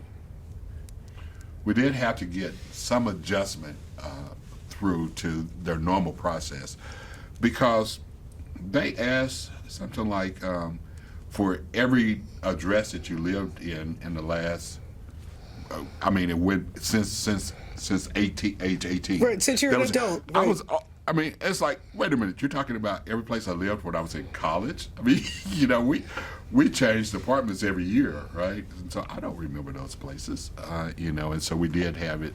They did do an adjustment for us older folks, so. It's a lot, certainly. Being from Houston, the number of people from Houston who got jobs in that administration, the Yeah, calls, but I don't know. I lived in the 4 or calls. 5 complexes out in the Riverside area, so it's like it was quite a time when you start getting these calls, and I thought, wait, my classmates are all getting jobs. What am I doing? They're all getting jobs there. So we had an abbreviated period for the Period. transition, and so we had to really move it through, and we were simultaneously figuring out our staffing in our offices, and I had to staff the Office of Cabinet Affairs, and we were also going through the process of the president making his decisions about who he wanted to serve in his cabinet, and we had private living arrangements to try to figure out what was that going to be like. And where did you? And I didn't know my way around D.C. I was going to say, and how did you find your way around? For example, where did you guys end up settling, and where did you put your young son in school? So those are we didn't big venture concerns. very far. So what I did know is that hours at the White House are long, and start early and go late. You don't And clock so out at 5. I didn't want to have to deal with a lot of commuting time, and so we lived in Arlington. We Absolutely. we leased a townhouse in Arlington. It was just right up I-95 Right down the from the road. White House, and took about 12 minutes That to drive in. that becomes important for so many reasons. And where did you decide to put your son in school? There's a reason why. And so there ask. was a good public school right nearby where we lived. It was Oak Ridge Elementary in Arlington, Virginia. Arlington has strong schools. Public school system, and so really do. he went first and second grade at that school. So now you've got some really important operational and logistic challenges here, staffing up a White House, getting people into place, getting things into place. What were some of your day-to-day duties? And so initially, it was doing the planning for the office. I mean, so when White House turns over, there's a permanent staff to stay that does a lot of the administrative pieces, but all of the policy of it just changes. There's nothing. You start with what you start with, and so we had to create policies, process, procedures for everything that took place. We had to help determine the staffing at some of the cabinet departments. So there's a White House Office of Personnel, and they run, people through and make those appointments there. And so we'd had some input into that process. There was a very high-level process for President-elect determining who he wanted to offer cabinet positions to, and then getting that team together, and then one of the first responsibility I had as assistant to the president and secretary of the cabinet was on inauguration day to swear in members of the cabinet who were confirmed by the Senate, and by then we had about 7 cabinet members who got confirmed on January the 20th Right. by the Senate, and so I had to organize their swearing in, and that included the Secretary of State, the Secretary of Defense, as well. So Now, you had a interesting another challenge because a lot of some of these members had also served a previous president, and some of the members of his cabinet. Did you feel like there was a standards? Because there's no manual for your position. There's I no don't manual. believe it. Yeah, I don't think they hand you a clipboard and tell you. the thing is, they clearly knew more than I did. So I mean, when you talk to Secretary Powell or Secretary Rumsfeld, it's like you want to say, okay, can you tell me what I should do next, right? Because they've been around for several administrations, but they were always very helpful and very supportive. I mean, and so that was always a great relief for me. So inaugural day was a work day for you in more than one way. But Yeah. do you remember? The weather was miserable. It was a cold, gray day. But do you remember the sense of at what point it hit you, how big of what you were part of, and were you aware that there weren't a lot of African American brothers, Yeah. certainly from Fort Worth, Texas, that found themselves where you were, and did that enormity hit you? How did I get there? So we were sworn in after the president was inaugurated. We were sworn in as commissioned White House staff. Right. And so I think that, wow, I am here. And where was your office, Mr. Hawkins? It was in the West Wing, and so The literal West Wing. yeah, it was. It was the ground floor of the West Wing, not far from the mess. the White House mess. And so, right above me was the cabinet room and the Oval Office. Now, So I had stairs to get up there really fast. well, there you go. I was younger then too. So. The West Wing, they often show them running up the stairs, and that the holes are very narrow. They are very narrow. They're very, very narrow. I Yeah. think they make them look wider on TV. They do. I tell you, every time I see that, I say, They're not that. That's 'cause not real. That building is very much a 19th century building. It in a lot really of is, ways. yeah. But do you remember the first day you went and sat at your desk and realized I'm sitting in the White January House? the 20th. Albert It's like, Hawkins is here. They actually let me in, gave me an ID. The that's- Secret Service waved me right on through. Did you have a It's like, Secret Service code name? I don't know. Oh, okay, so you didn't. Okay, so you were- They may have. we're gonna say Hawk. Or Hawk, they Hawk might is have in the just said, building. "Oh, you know that guy." You know that guy. Did you feel again that sense of enormity of people who look like me may not have had the Every day. opportunity to do this? Every day, and every morning when I drove through Those the gates. gates,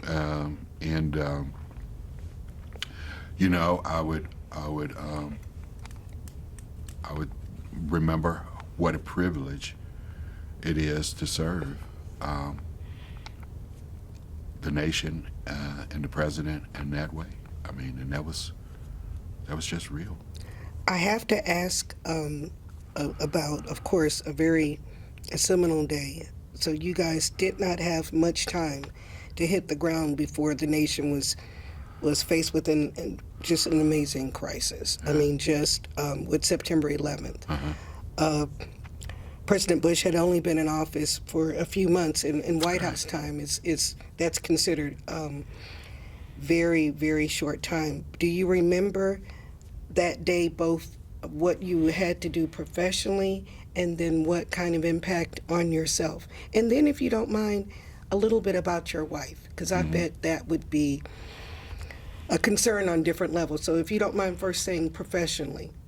Professionally. It was a Tuesday. September 11th was a Tuesday. It was, and it was a day that the president was not in the White House. He would have been in And Florida. He was in Florida. With Rod And- Page.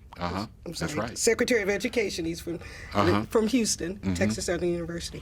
And he was in the middle of a school visit actually when the first plane hit. But back in the White House, it was going to be a less hectic day. day. That's always the case when the president is gone. Sure. So you get a chance to do some other things to catch up, and there's not going to be all those activities that happen in terms of briefing the president or meeting or all those kinds of things. And so we were kind of looking forward to that. The chief of staff was also with him, Sure. and so we had our senior staff meeting that morning as normal. It was like 7:30.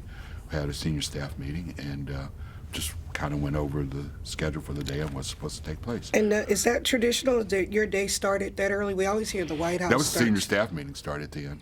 It started, okay. And we had staff, particularly the communications staff, who they would meet, and then everybody else, the chief of staff in his office would get there. I would get there about 6:45 or 7 Wow. in there, just so I could see what's going on that day. So living nearby was really so important. You get there and you pull up the New York Times and the Washington Post and you see what's going to be on tap for the day, right? And so we had our senior staff meeting, and it was just normal. And every morning, I had a conference call with the chiefs of staff in the cabinet departments, just to go over what was happening that day. I mean, so one of the things that's always impressed upon you is that there should be nothing that happens in a cabinet department that's a surprise to the White House. There you go. And then the cabinet departments need to know what they need to know Right. for what the White House is doing that day. And so that responsibility fell heavily on the Office of Cabinet Affairs. And so I had a conference call meeting every morning with the chiefs of staff in the cabinet departments, and we were having that conference call when the first plane hit. And there's always several TVs on with the different news channels on it. So were you in a conference room or your own? We were in the office? conference room. You were in the conference room. Over in the old executive office building, Eisenhower executive office building, because that's where the cabinet affairs staff was. So I'd go over there, and so we only noted it really initially as an aviation accident, because we couldn't tell from the picture, and information started coming in later. And then when the second plane hit, like everybody else, we knew that. Were you still in that conference room? Still in that conference room. We were wrapping up the call, and I had the chief of staff for the Department of Transportation on, and we connected right after the call. We ended the call and we connected, and he was getting information in from the FAA about what was happening with the planes, and so started coordinating that information. In the meanwhile,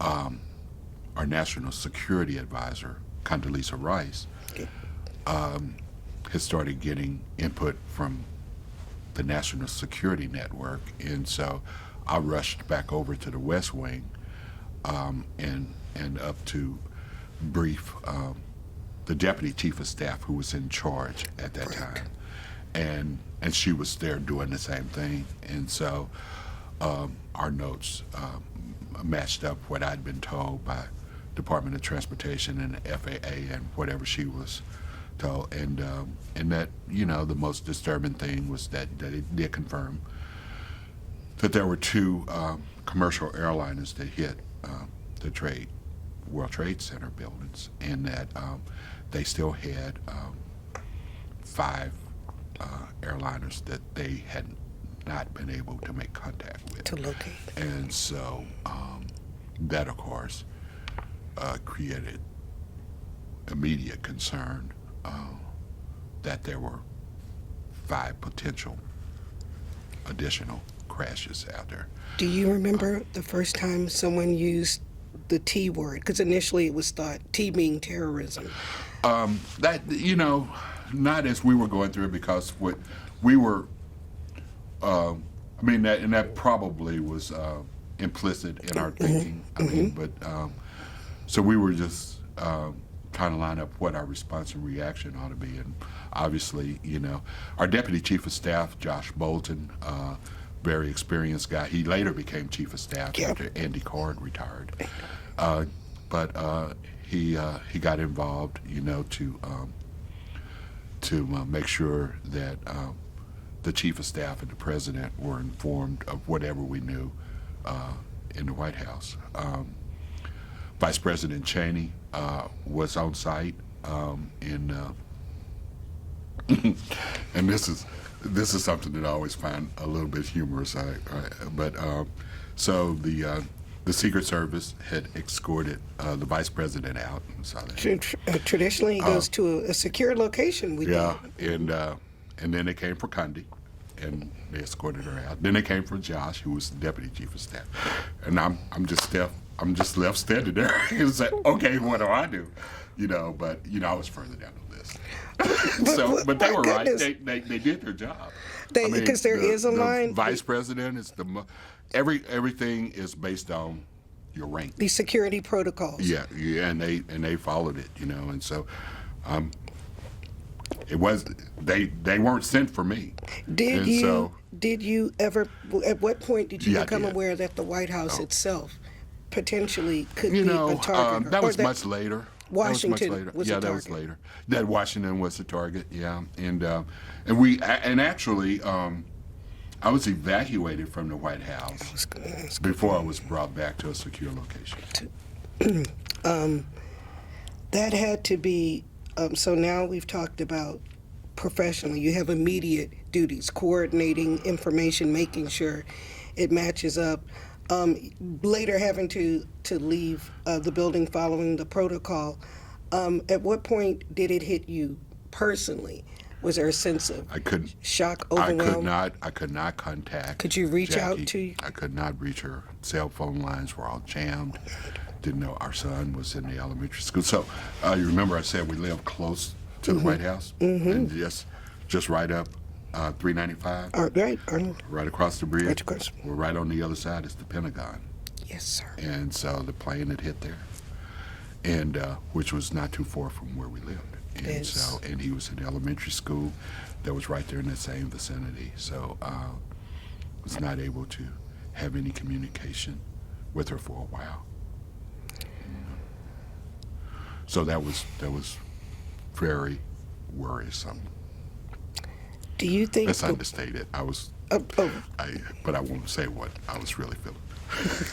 But do you think prior to that day, did you ever have a sense of your job as being literally dangerous? Or, I mean, any person in public office, I always felt working in the Capitol, a couple of unusual things happen, so you always have a sense of your safety, and certainly on a national stage, international stage in the White House. But at what point did September 11th, now you professionally is there, but personally, you start thinking about? I still did not feel personal danger. I mean, and there was, but you know, me and my colleagues, we were so focused on what we needed to do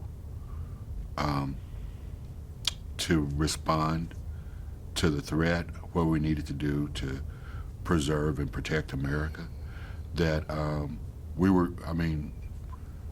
we didn't stop to think about risk. We really weren't on the front lines, but we were exposed, right? But that's not something that bore on us at all. When you, so do you remember eventually what time it was when they had you physically leave the building, when they started? It was probably, I don't remember exactly, but just backtracking on the time, it was probably about 11. Wow, so that's a couple of hours, that was just a couple hours into. Yeah, but there was the threat that certainly the plane was that's right, going to the Capitol or to the White House, and so everybody on the grounds were evacuated.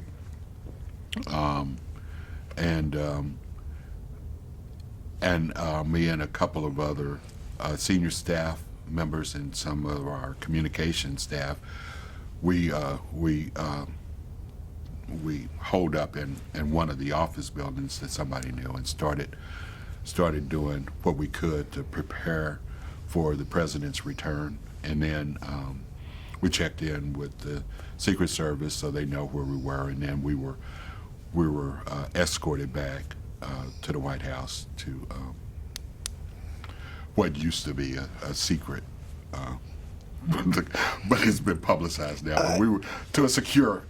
The secure, that's right, the secure location. But still, with it's obviously a place where you also need a lot of communication, a lot of information, a lot of. It can't be a literal hole in the ground because you need up to the minute information, and to be able to transmit, communicate, and continue government as it is. Do you remember the moment of hearing about the Pentagon? You mentioned you touched on it earlier. Yes, and so that was right before we were evacuated from the White House grounds. So the plane had hit the Pentagon. There was also, some word that a plane had hit the State Department building. There was a lot of stories that so, didn't pan out, but there was a lot of panic and concern, and people were.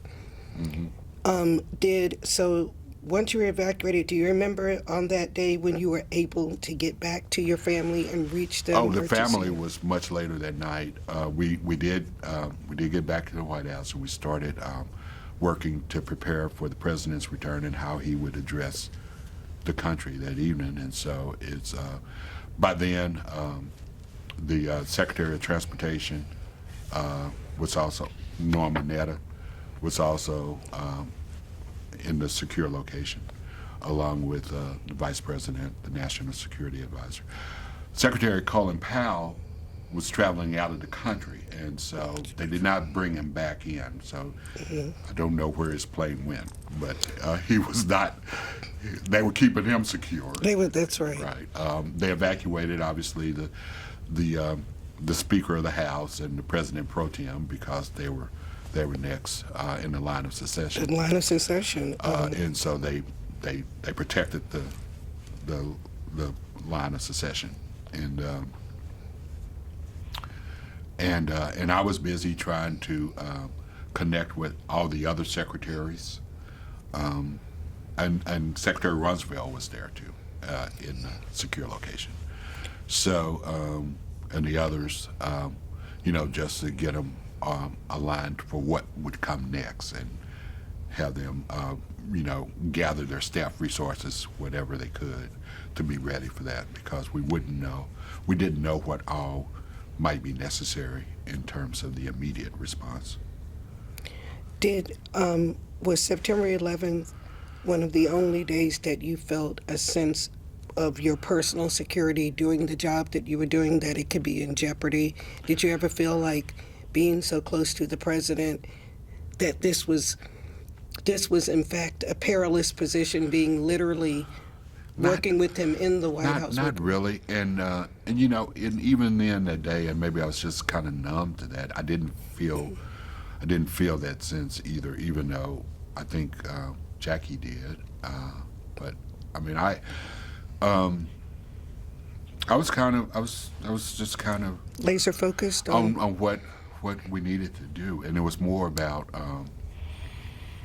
the country and where we might be hit next. Do you remember when the president came back into the White House? Yeah. And you guys were still there. Yes. Right. And so they had him stay in the air, and he actually went to a couple of Air Force bases, and the Secret Service still did not want to bring him back, and he demanded to come back, and so they did, and then he addressed the nation that night from the Oval Office. Do you remember the discussion at the time when they thought that perhaps there were planes that might need to be taken down by aggressive means? Yes. That were potentially, and can you give us an idea of what that sense was or feeling that? Well, it was obviously, very intense, and a knot in everybody's stomach, and just a judgment of whether that's the best or only option that you had, and how do you make that call? Right, and logically, okay, well, if you're talking about the lives of 3,000 or 5,000 people that might be hit, or 200 or 300 on a plane, I don't, that calculus is impossible to. It is, right? It's impossible to do. But that was a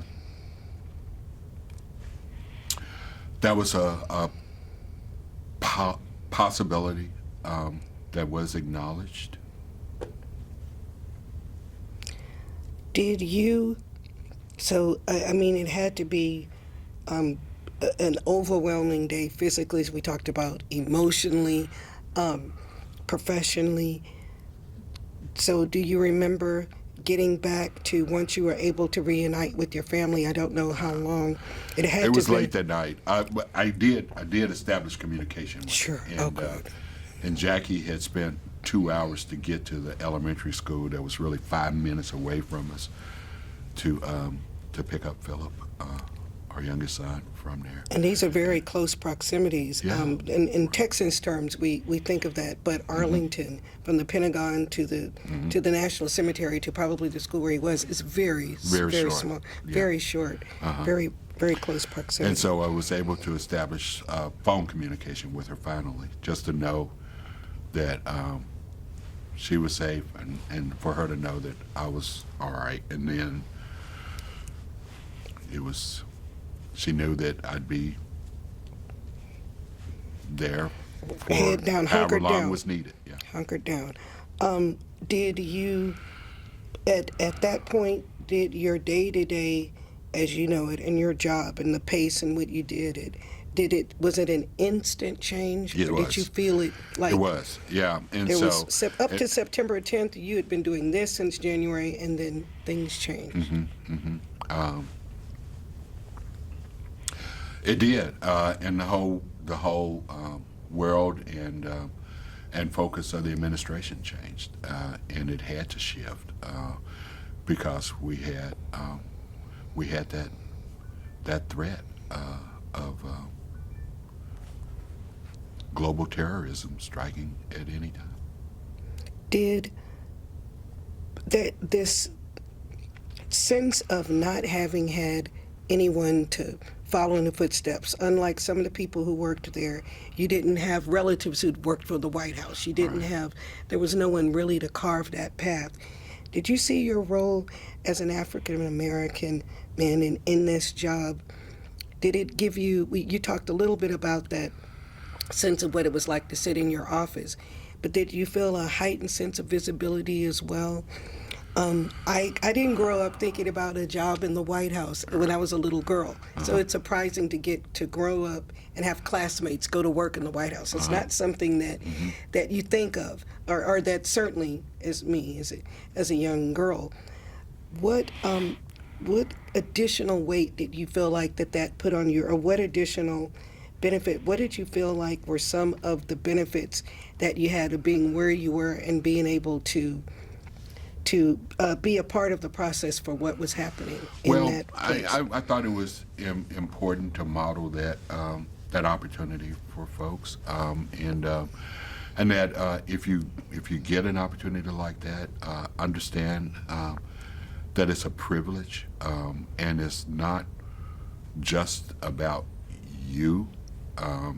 It's so many beneficial things that come together to enable you to do that, and it's providential in a way, and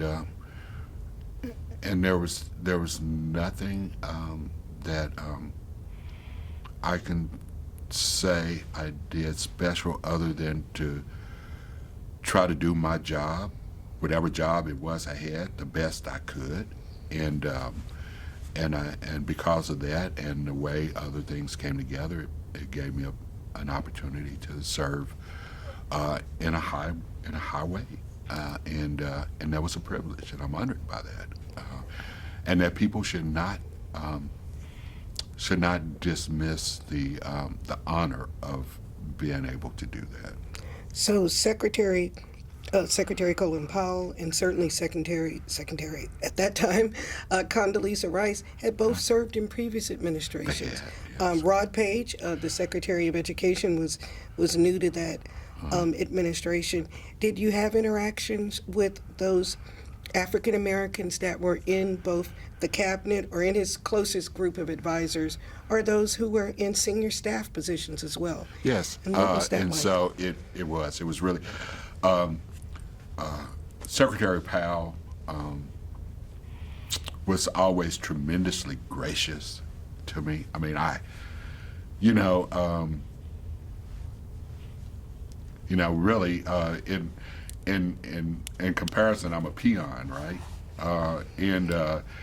No, and sir. he was always very kind and considerate. His wife and my wife formed a relationship, and Miss Alma Powell. yes, I mean, and it was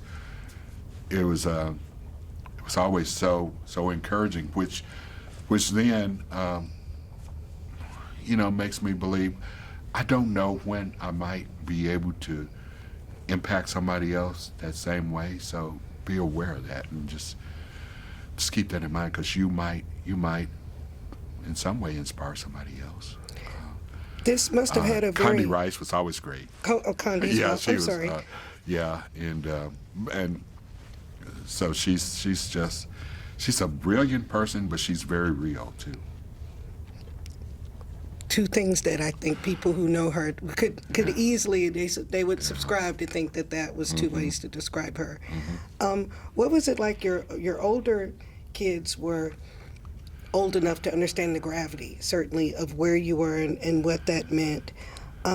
For your young son, what do you think that was like? I mean, Dad, it was in amazing, but he didn't know how amazing it was. Lots of kids in Arlington have parents who work not quite where you do, but certainly in he government. didn't really grasp, at that age, because he was only 6, and that the wonder of it all, and so now when he looks back at some of those pictures, from when he would visit you at with the president or the first lady. Dad had a pretty cool office job. Pretty cool gig. Yeah, he knows it then.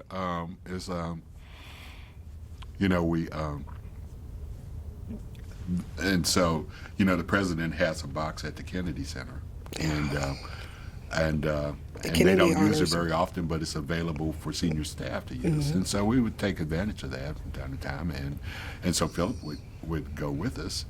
And the thing about the president's box is not just that. There's a reception room in behind, with private facilities, food, and everything else. And so when he would get bored of whatever it was, he would just go back there to the room. Well, he went to the Kennedy Center with some friends of ours once, and he told them that, I'm tired, can I just go back to the room? And then he had to tell him, no, Philip, there's no presidential room here. It's like you have this seat. That's all you get. That's all you get for the ticket you bought. So he didn't quite appreciate the difference that it was making, but he does now. As he looks back on the photos. As he looks back, yeah. And you mentioned that your wife was able to form a relationship with Colin Powell's wife, Miss Alma Powell. And what sort of impact did it have, do you think, because she talked about, of having you go to work in the White House every day and having to support, keep the family going, and take care of a young son in light of her husband having this pretty demanding job. And they knew it all. I mean, and so they had gone through it. And so I think Ms. Powell was able to help her deal with maybe some early frustrations about relocating, getting established, whatever the case might be. They got involved in some volunteer activities together. And so that was very helpful as well. But just supportive advice and counseling, I think, Just from being part of a very small group of people who have a very unusual set of experiences.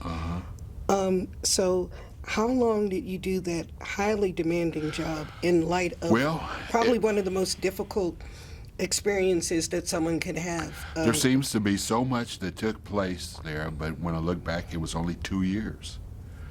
And so, but there was quite a bit of impact during that 2-year period. And I returned to Texas.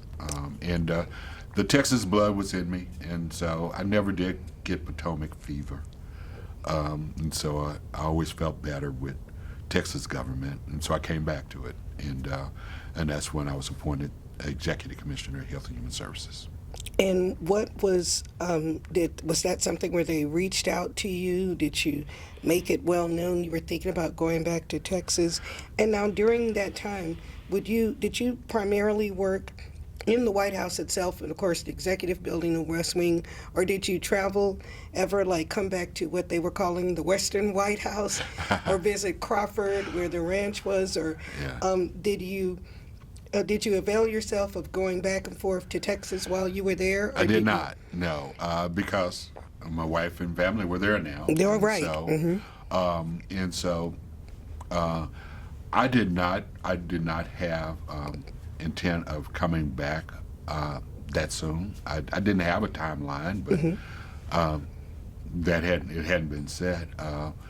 But Governor Perry reached out to me about that job in particular. I had always had a focus on health and human services as I came up in the budget world, and I always felt a commitment to doing what I could to improve those services. And so he reached out to me and asked me to come back, and had a big job for me to do because he wanted to reorganize our agencies here. And now, how did I thought that'd be a good challenge. How to did take that on. play on the home front in terms of, we just relocated here, you want to relocate us Well, back? so it wasn't that well received initially. So Understandably, that's a big she move. was just getting settled in. We had not sold our house here in Austin because the market had gone down a little, and so I said, okay, so we had not bought a house in the D.C. area, and so we were beginning that effort, and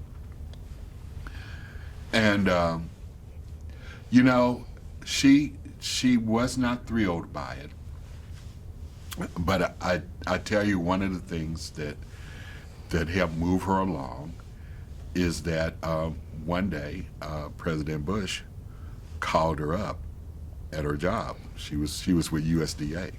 Oh, my goodness. And said something along the line. I was standing there, and it's like, I was, oh, I can't believe you calling her, But anyway, he says, I understand you're not too excited about going back to Austin.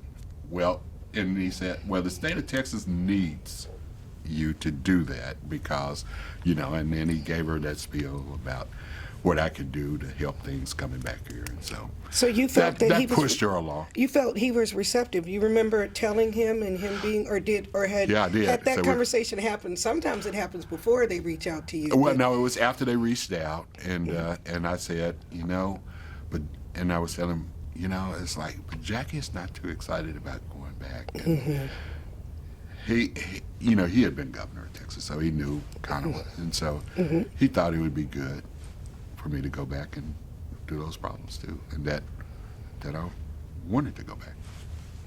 And so he had some big shoes to fill in terms of filling your spot and someone playing that really key role. Who did he get to go on to? And so replace you? it was a person that was already on staff. He had also worked with us here in Texas, Brian Montgomery was his name. And so he moved over to take over the jobs of cabinet affairs. And so when do you guys move back and hit the ground back? And so Austin? I moved back before her. So I came back in January of 2003. Would have been in the middle of the school year too. Right, and so that's why she your son. stayed until Philip finished second grade, which was in June. And then some of the boxes that we packed up and moved to Arlington, they were still packed, and we just got them loaded in the truck and moved them back to Austin. So never got unpacked. So you land here, and you've got this big charge ahead of you, which is to revamp and reorganize Health and Human Services, one of the largest agencies. And you said there were how many employees? Because it's about 50,000 around the state. So, I mean, literally the size of a small city, Absolutely. around the state. And what was Governor Perry's charge to you? What did you think was your biggest responsibility? Well, we need to make the system more accountable to the taxpayers, accountable to the clients we serve, and accountable to the legislature. And that we have to be dependable. People rely upon the state Health and Human Services for some very critical services, and they have to depend on our ability to deliver those services. And so that was pretty much. Now, did you feel like your time in Washington helped you get a different perspective In the sense of intergovernmental relations, Health and Human Services is one of the agencies I can think of that has some federal involvement.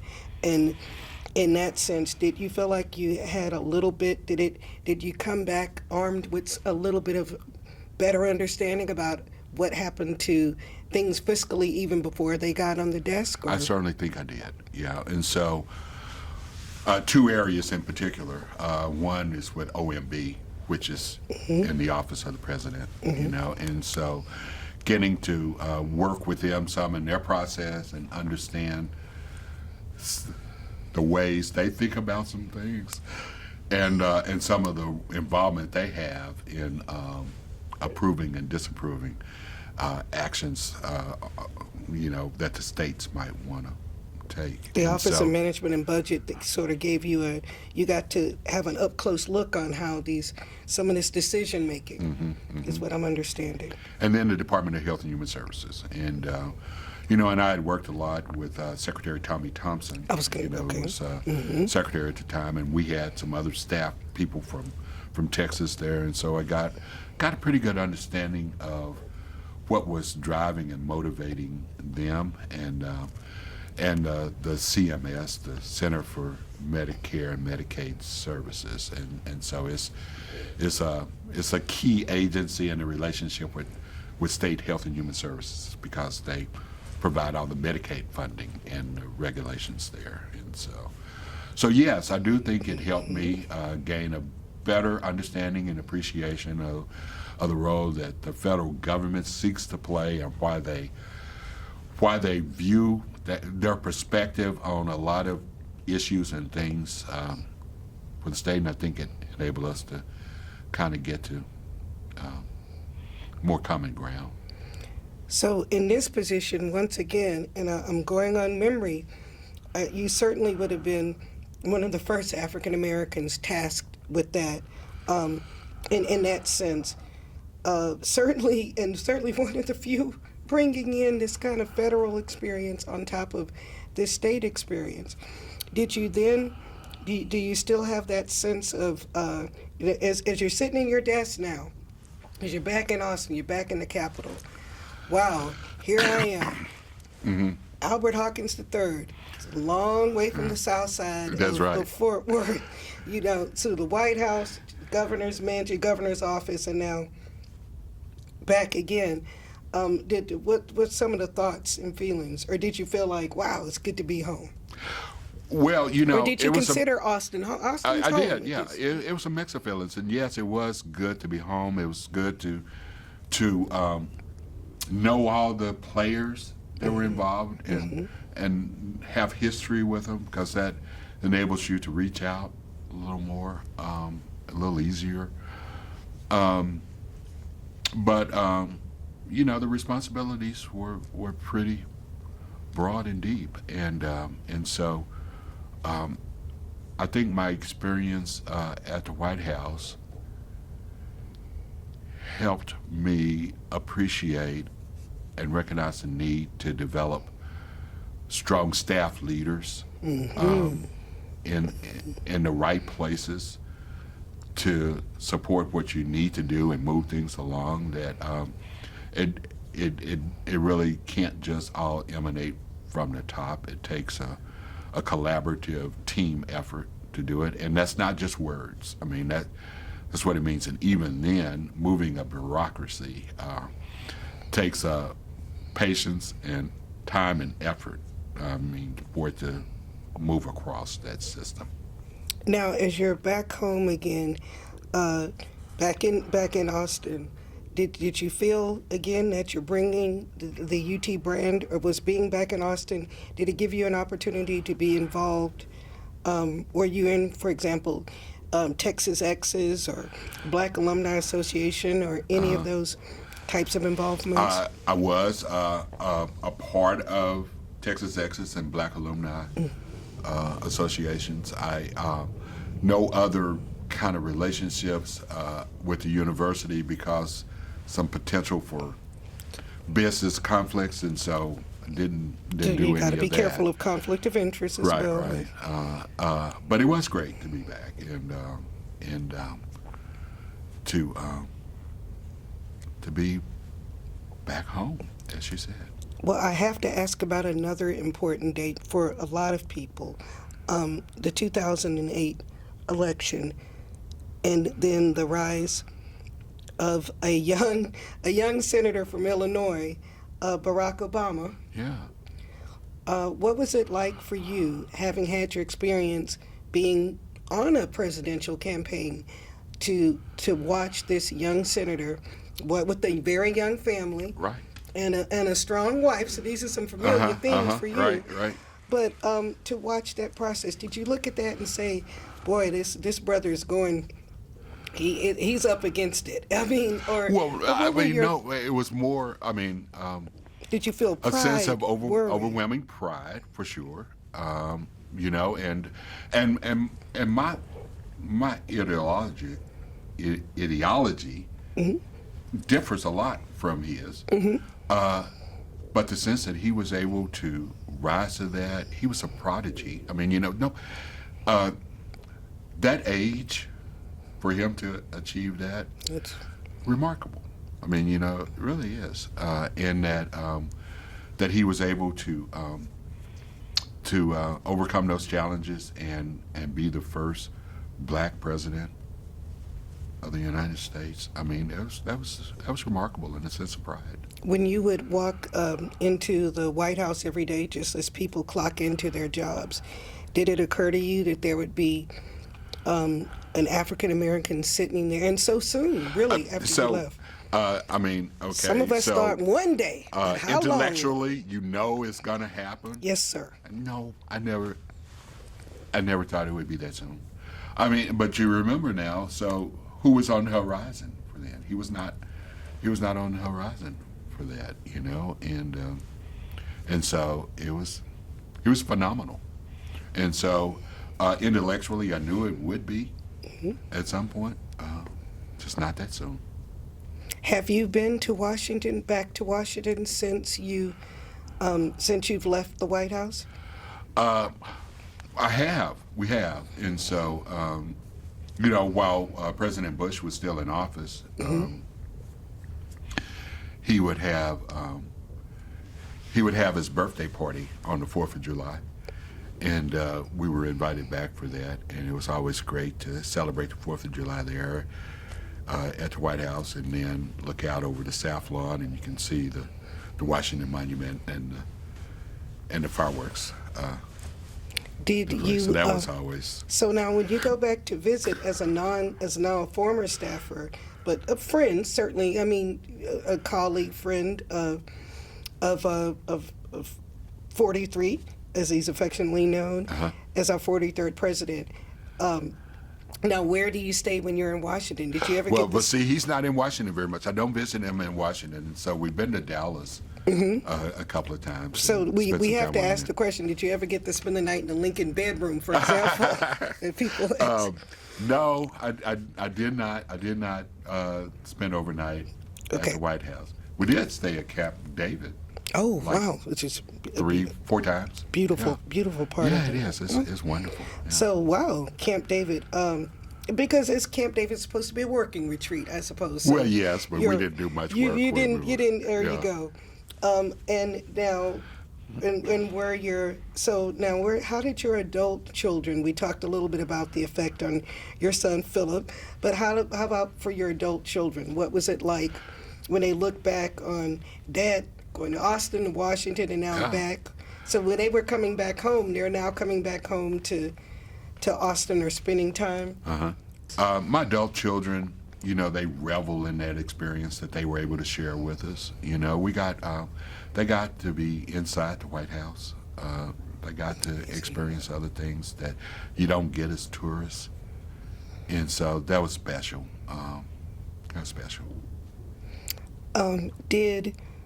When you came back, so we talked a little bit about watching the Obamas, and again, he had a young family, a strong wife, and you said you felt, a sense of pride, not ideological differences aside, but this sense of the importance. You probably have a perspective that most people don't have, not just that we were proud to have him there, but how much it took to keep that going into those 8 years in terms of impact, in terms of staffing, in terms of things like that. Did you ever think about going back to Washington to work, not necessarily for him, but for any subsequent presidents? Did you? I have not, no.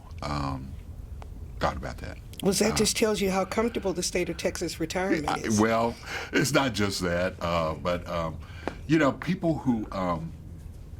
who go back for a different typically serve at a younger age in that first administration. See, and I was already 50, and so and by the time a child, a mere child.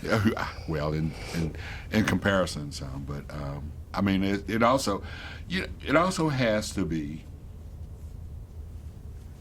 I mean, you also have to be,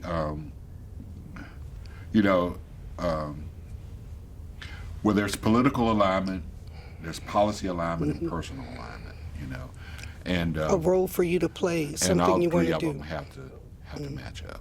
And Now, and I mentioned a little bit about your state retirement, but take us up to when you decide to make that. What are some things that made you decide to retire? You certainly had put in the work. Well, I thought I had put in the work, but when you get to the point where you are not certain you can rise up and meet each challenge as it comes every day, and when you start wondering if you can put yourself up to that, if you can muster up what it takes to overcome one more thing that's gone wrong, then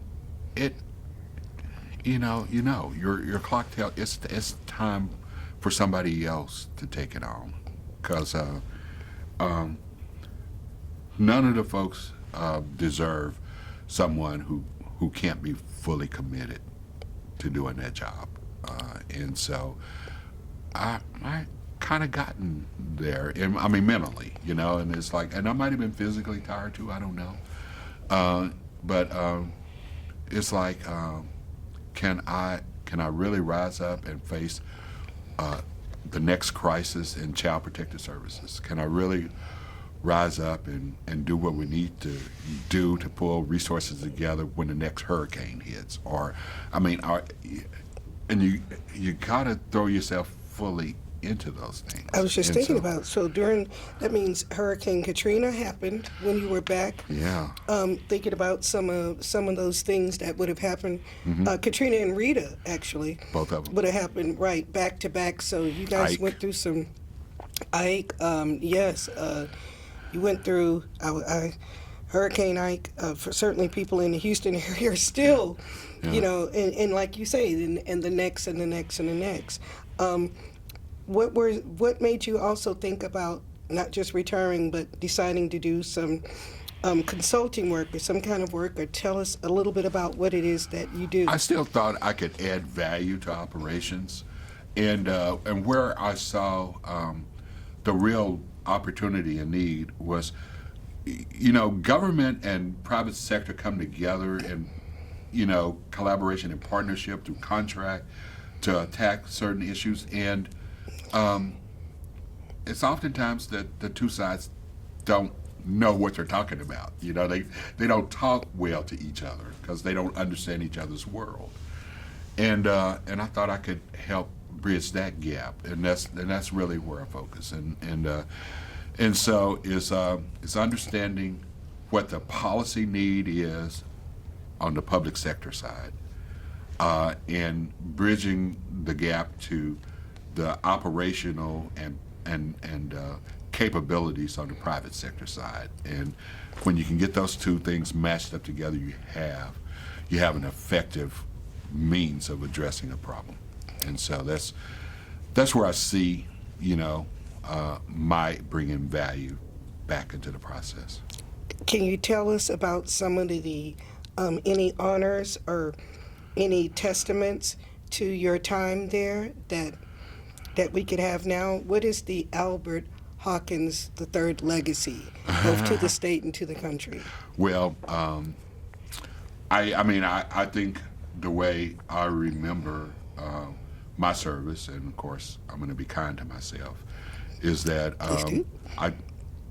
I tried to perform each task and duty I had as if it was the most important task and duty to be done, because somewhere along the lines it fit into the line of tasks that need to be accomplished in order to achieve big goals. And so it didn't matter if I was in the mailroom and how I sorted the mail. I needed to make sure it got to the right box, because that representative needed to have that communication in order to do their job. And so it all fits in. You don't know necessarily how all the pieces come together, but you know what your job is. And so always do your job the best you can. And that's kind of an attitude I took, I think, into each position I had. And if it's a legacy that I could leave, is that I did make things a little better than they were when I got there. Are there any, we talked about your determination, which has been a common theme throughout this and hearing your stories. Can you think of some other things that maybe were honed here at UT, where having attended UT specifically made a difference? I mean, certainly it had to have given you both proximity and interest in government affairs, and the Capitol being right there, the governor's mansion, the governor's office being down the road, some places that you spent a lot of time. Well, I mean, so your experience at UT is usually, early as a young person in your college experience, and it's really the first time that you've been more or less on your own. You still have a safety net of some ways, but you really have the lead responsibility, and so you begin to understand that life can be hard, and that there are just going to be some things that come your way you don't expect, you're not prepared for, but you still have to deal with it. Whether it's schoolwork, whether it's life circumstances, whether it's personal relationships and involvements, it's all of those things, and that's all part of preparing you for life, because things are not always easy, and so. That's the thing at UT. And UT, I mean, they amplify some of those things, because it's on such a big scale, and and it's like, and so, and the challenges are serious. You have to learn to confront them and overcome them if you're gonna progress. Do you have any words of wisdom or advice, or anything you'd like to impart to the students? We've got some current students here, to students, particularly young students of color who are at UT right now in 2022. I mentioned that there was a Daily Texan student opinion piece where they were lamenting that Black Greek organizations don't have the same type of organized spaces or are given the same resources as, for example, white Greek organizations that go back, some of them 140 years, or that they feel have different kinds of support. So what kinds of advice, if students feel like they're still dealing with issues of diversity and representation and things like that, would you have for current students now? Maintain optimism. Life in Texas, the United States, has not always been easy. It does get better. We've gotten better generation to generation, and that's not to say that we're where we ought to be, but we're better than where we were. And so the future holds all kinds of promise.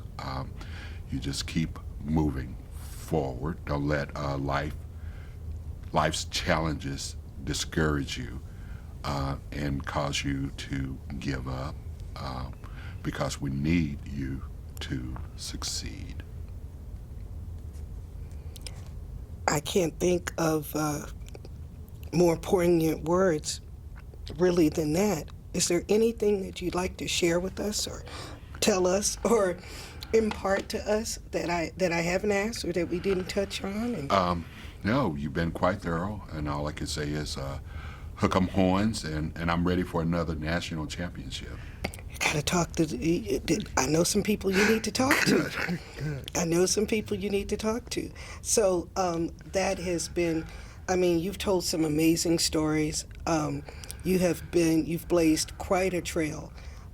Certainly, I, as a young intern, would hear about your work in the Capitol, about your work at the state, and so it's amazing. I'm so happy to get to meet you, and I really hope that your story is going to inspire that next young policy analyst of color, because we as we are, as people, as communities, we have to have people in the decision-making places. We have to have people in the roles. We have to have some of us in the room True. to talk about how these policies affect us. And it sounds like you've done a masterful job being able to do that on the state and the national level. So we appreciate your service, and we certainly appreciate you sharing this story with us.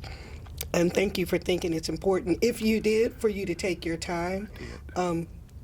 And one of the things we always like to close with is saying, we appreciate you doing this, but if you don't mind, Mr. Hawkins, where were you expecting? Did we live up to your expectations, or what was it that you're hoping to share with us? No, thank you, Sharon, and 'Cause I we're appreciate grateful. this opportunity so much as well.